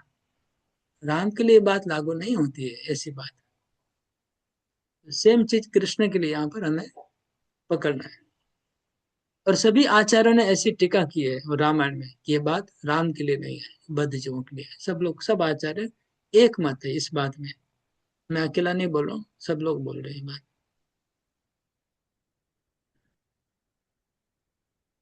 तो देखिए अगला श्लोक भी ऐसा ही है, अगला श्लोक भी सेम लाइन में जा रहा है। दैवाधीनेषु कामेषु दैवाधीन स्वयं पुमान् को विश्रम्भेत येन योगेश्वरम अनुव्रता। प्रत्येक जीव एक अलौकिक शक्ति द्वारा नियंत्रित होते हैं और इस तरह उसका इंद्रिय भोग भी उसी अलौकिक शक्ति के नियंत्रण में रहता है। इसलिए भगवान श्री कृष्ण के दिव्य इंद्रिय कार्यकलापों में वही अपनी श्रद्धा टिका सकते हैं जो भक्ति में सेवा करके श्री भगवान का भक्त बन चुके। ठीक है, तो ये जो श्लोक दैवाधीनेषु कामेषु, जो काम है, काम सुख है, इंद्र सुख है, वो दैव के अधीन है। दैव मतलब सुपर पावर के अधीन, सुपर नेचुरल पावर के अधीन। मतलब जो काम सुख है वो अगर मैं चाहता भी हूं तो भोग नहीं कर पाऊंगा जब तक प्रकृति व भाग्य हमारे फेवर में नहीं होगा। अगर मेरे भाग्य में नहीं है तो मैं भोग नहीं कर पाऊंगा। मेरे सामने भोग की चीज रखी हुई है लेकिन भोग नहीं कर पाऊंगा, है कि नहीं। और दूसरा दैवाधीन स्वयं पुमान, और मैं भी दैवाधीन हूँ। दोनों चीज दैव के अधीन है, भोग भी दैव के अधीन है और मैं भी भोग के अधीन हूँ। इसका मतलब दोनों ही किसी और के नियंत्रण में है, स्वतंत्र कोई नहीं है। तो मैं भोग करने के लिए स्वतंत्र नहीं हूँ और भोग की वस्तु भी मेरे नियंत्रण में, मैं भी नियंत्रण नहीं हूँ। इसलिए मैं कैसे कैसे मैं भोग कर सकता हूँ परमानेंटली, असंभव है, असंभव है। इसलिए भक्ति करने से ही, भगवान के साथ जुड़ना ही एकमात्र संसार से छूटने का उपाय। भोग नित्य नहीं कर पाएंगे। इस श्लोक का मतलब एक्चुअल अर्थ यही है कि संसार का भोग परमानेंट नहीं है और हमारे हाथ में नहीं है। हम कितना भी कोशिश करेंगे तो भोग नहीं कर पाएंगे, चाहे कितना भी पैसा कमा लें, चाहे कितना भी अरेंजमेंट कर लें, ये भोग करना हमारे बस में नहीं है। दो प्रॉब्लम है, एक तो जो भोग की वस्तु है वो हमारे सामने से कभी भी हट सकती है, हमारे कंट्रोल में नहीं है। और हमारे पास भोग की जो शक्ति है वो भी कभी भी खत्म हो सकती है। दोनों बात है, समझ गए। हमारे हाथ में नहीं है कि हमारी भोग की शक्ति कितने हमारे अंदर रहेगी, वो हमारे हाथ में खुद की, हमारी खुद की शक्ति हमारे कंट्रोल में नहीं है। तो हम कहाँ भोग करेंगे लाइफ टाइम के लिए, जीवन भर। इसलिए बोल रहे हैं कि को विश्रम्भेत योगेन योगेश्वरम अनुव्रत। इसलिए ऐसा कौन व्यक्ति है जो भक्ति नहीं करेगा। जब भक्ति करो, भगवान के शरणागत हो जाओ, भोग की चपड़ से निकल जाओ। ये शिक्षा देने के लिए आगे के सारे श्लोक आए, जिसमें कृष्ण को बताया गया कि वो संसार में विरक्त हो गए, उनको भोगों से फ्रस्ट्रेशन हो गया कृष्ण को। ये सब हम लोग को सिखाने के लिए बोला गया। अभी आगे वो कहानी दिया गया है, किस प्रकार यादव लोग आपस में झगड़ा करते हैं और कैसे वो लोग गोलोक धाम चले जाते हैं। ये बात अगले 5-6 श्लोकों में दिया हुआ है। मेरा विचार था आज कंप्लीट करने का, लेकिन एक्स्ट्रा कुछ बातें करनी पड़ी, इसकी वजह से हो नहीं पाया। लेकिन इसको ये कहानी कंटिन्यू हो रही है अगले अध्याय में भी।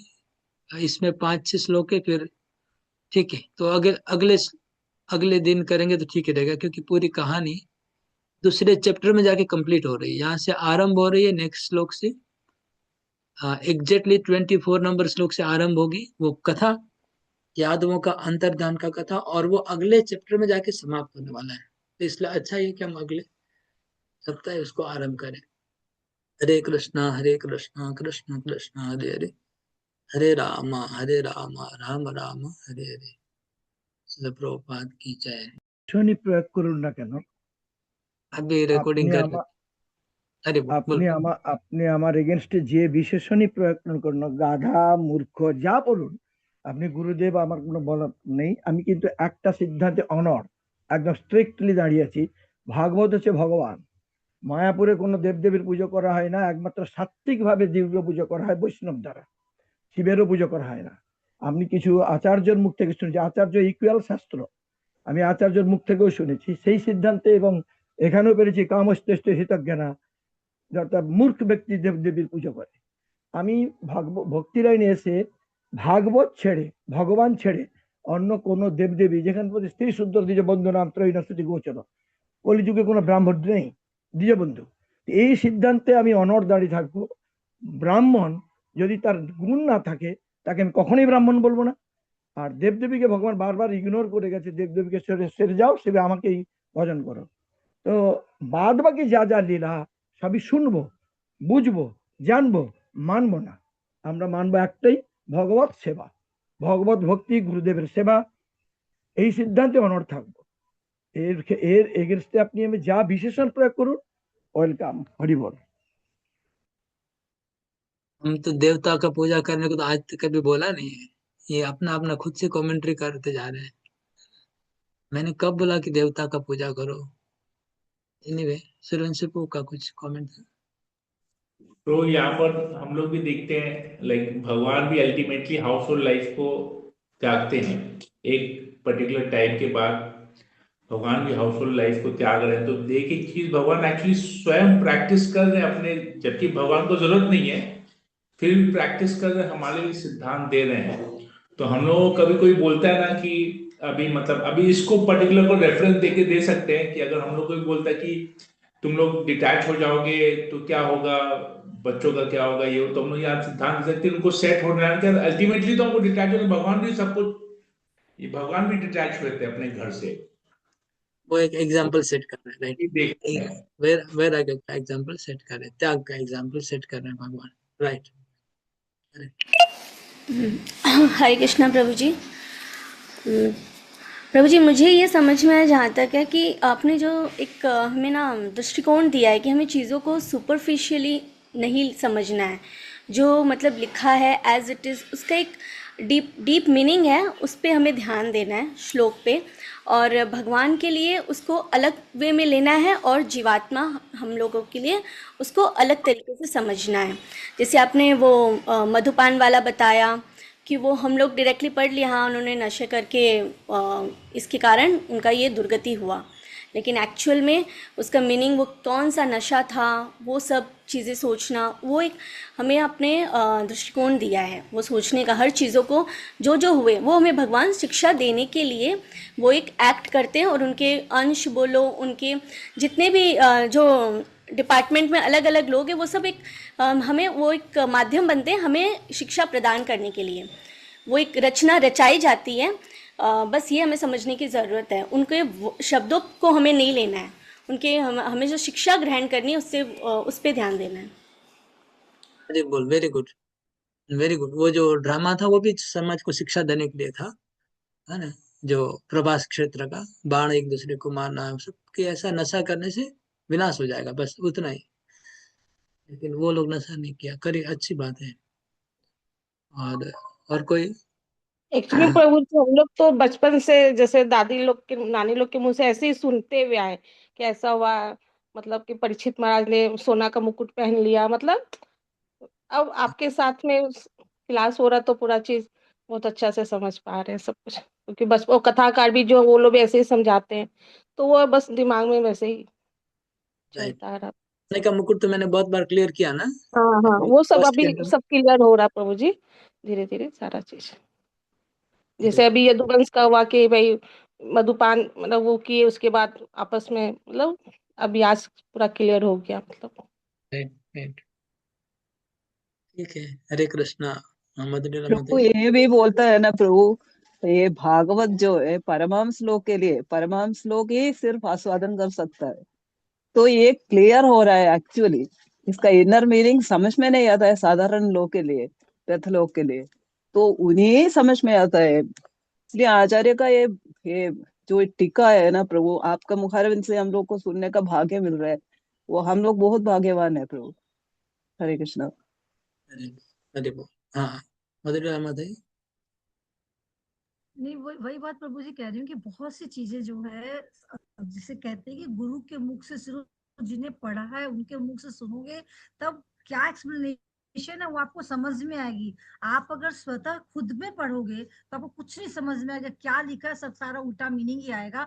और जो लोग दिखा दिखा के बोलते हैं देखो भागवत में लिखा है, देखो गीता में लिखा है, तो वो उस चीज को, उस मीनिंग को उल्टा लेके और अपने जीवन में डाल लेते कि हाँ उन्होंने नशा किया था, उन्होंने ये किया था, तो भगवान ने भी तो शादी की थी, देखो बच्चे पैदा किए थे, भगवान ने भी ये किया था। तो वो लोग उस चीज का जो इनर मीनिंग है वो नहीं समझ रहे कि भगवान एक्चुअली करना क्यों चाह रहे हैं, क्या दिखा रहे हैं भगवान, क्या समझाना चाह रहे हैं हम लोगों को, वो नहीं समझ में आता।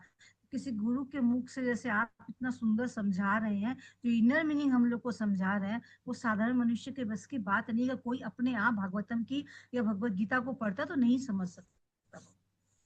तो ये आज बहुत सी, सच में बहुत सी चीजें क्लियर हुई है माइंड में। जो ये नशे वाली चीज है, ये सब सारी चीजें जो थी सब बहुत क्लियर हुई कि भाई भगवान की विरह का नशा है, प्रेम का नशा, ये सब चीजें जो आपने वह कर्तव्य जो आपने यादों के लिए बताया सारी चीजें, तो वो बहुत क्लियर हुआ। नहीं तो सबका मिसकंसेप्शन था उन्होंने नशा किया था, उन्होंने वो जो कटार बन गई थी लोहे की, उसमें लड़के मर गए वो लोग, ये हुआ, भगवान को बाण लगा, देखो भगवान भी तो साधारण मनुष्य की तरह ही गए, क्या था वो भगवान थोड़ी ना थे, साधारण मनुष्य थे। तो बहुत चर्चाएं, इतनी गलत चर्चाएं होती है मिसकंसेप्शन से, वो आज सब क्लियर हुई है। Thank you Prabhu, thank you, बहुत धन्यवाद। करेक्ट, वो सब ड्रामा, सब ड्रामा, वो लोहे का बाण बन गया। भगवान ऐसा ड्रामा रचा, इसका उत्तर भी चक्रवर्ती ठाकुर देते हैं, बाद में हम लोग आएगा तो पढ़ेंगे ड्रामा क्यों रचते हैं भगवान, वो भी इसका भी तात्पर्य है। हरे कृष्णा कृष्ण कृष्ण हरे हरे, हरे राम राम राम हरे हरे। जय श्रील प्रभुपाद की जय, श्रीमद् भागवतम की जय। हरे कृष्णा।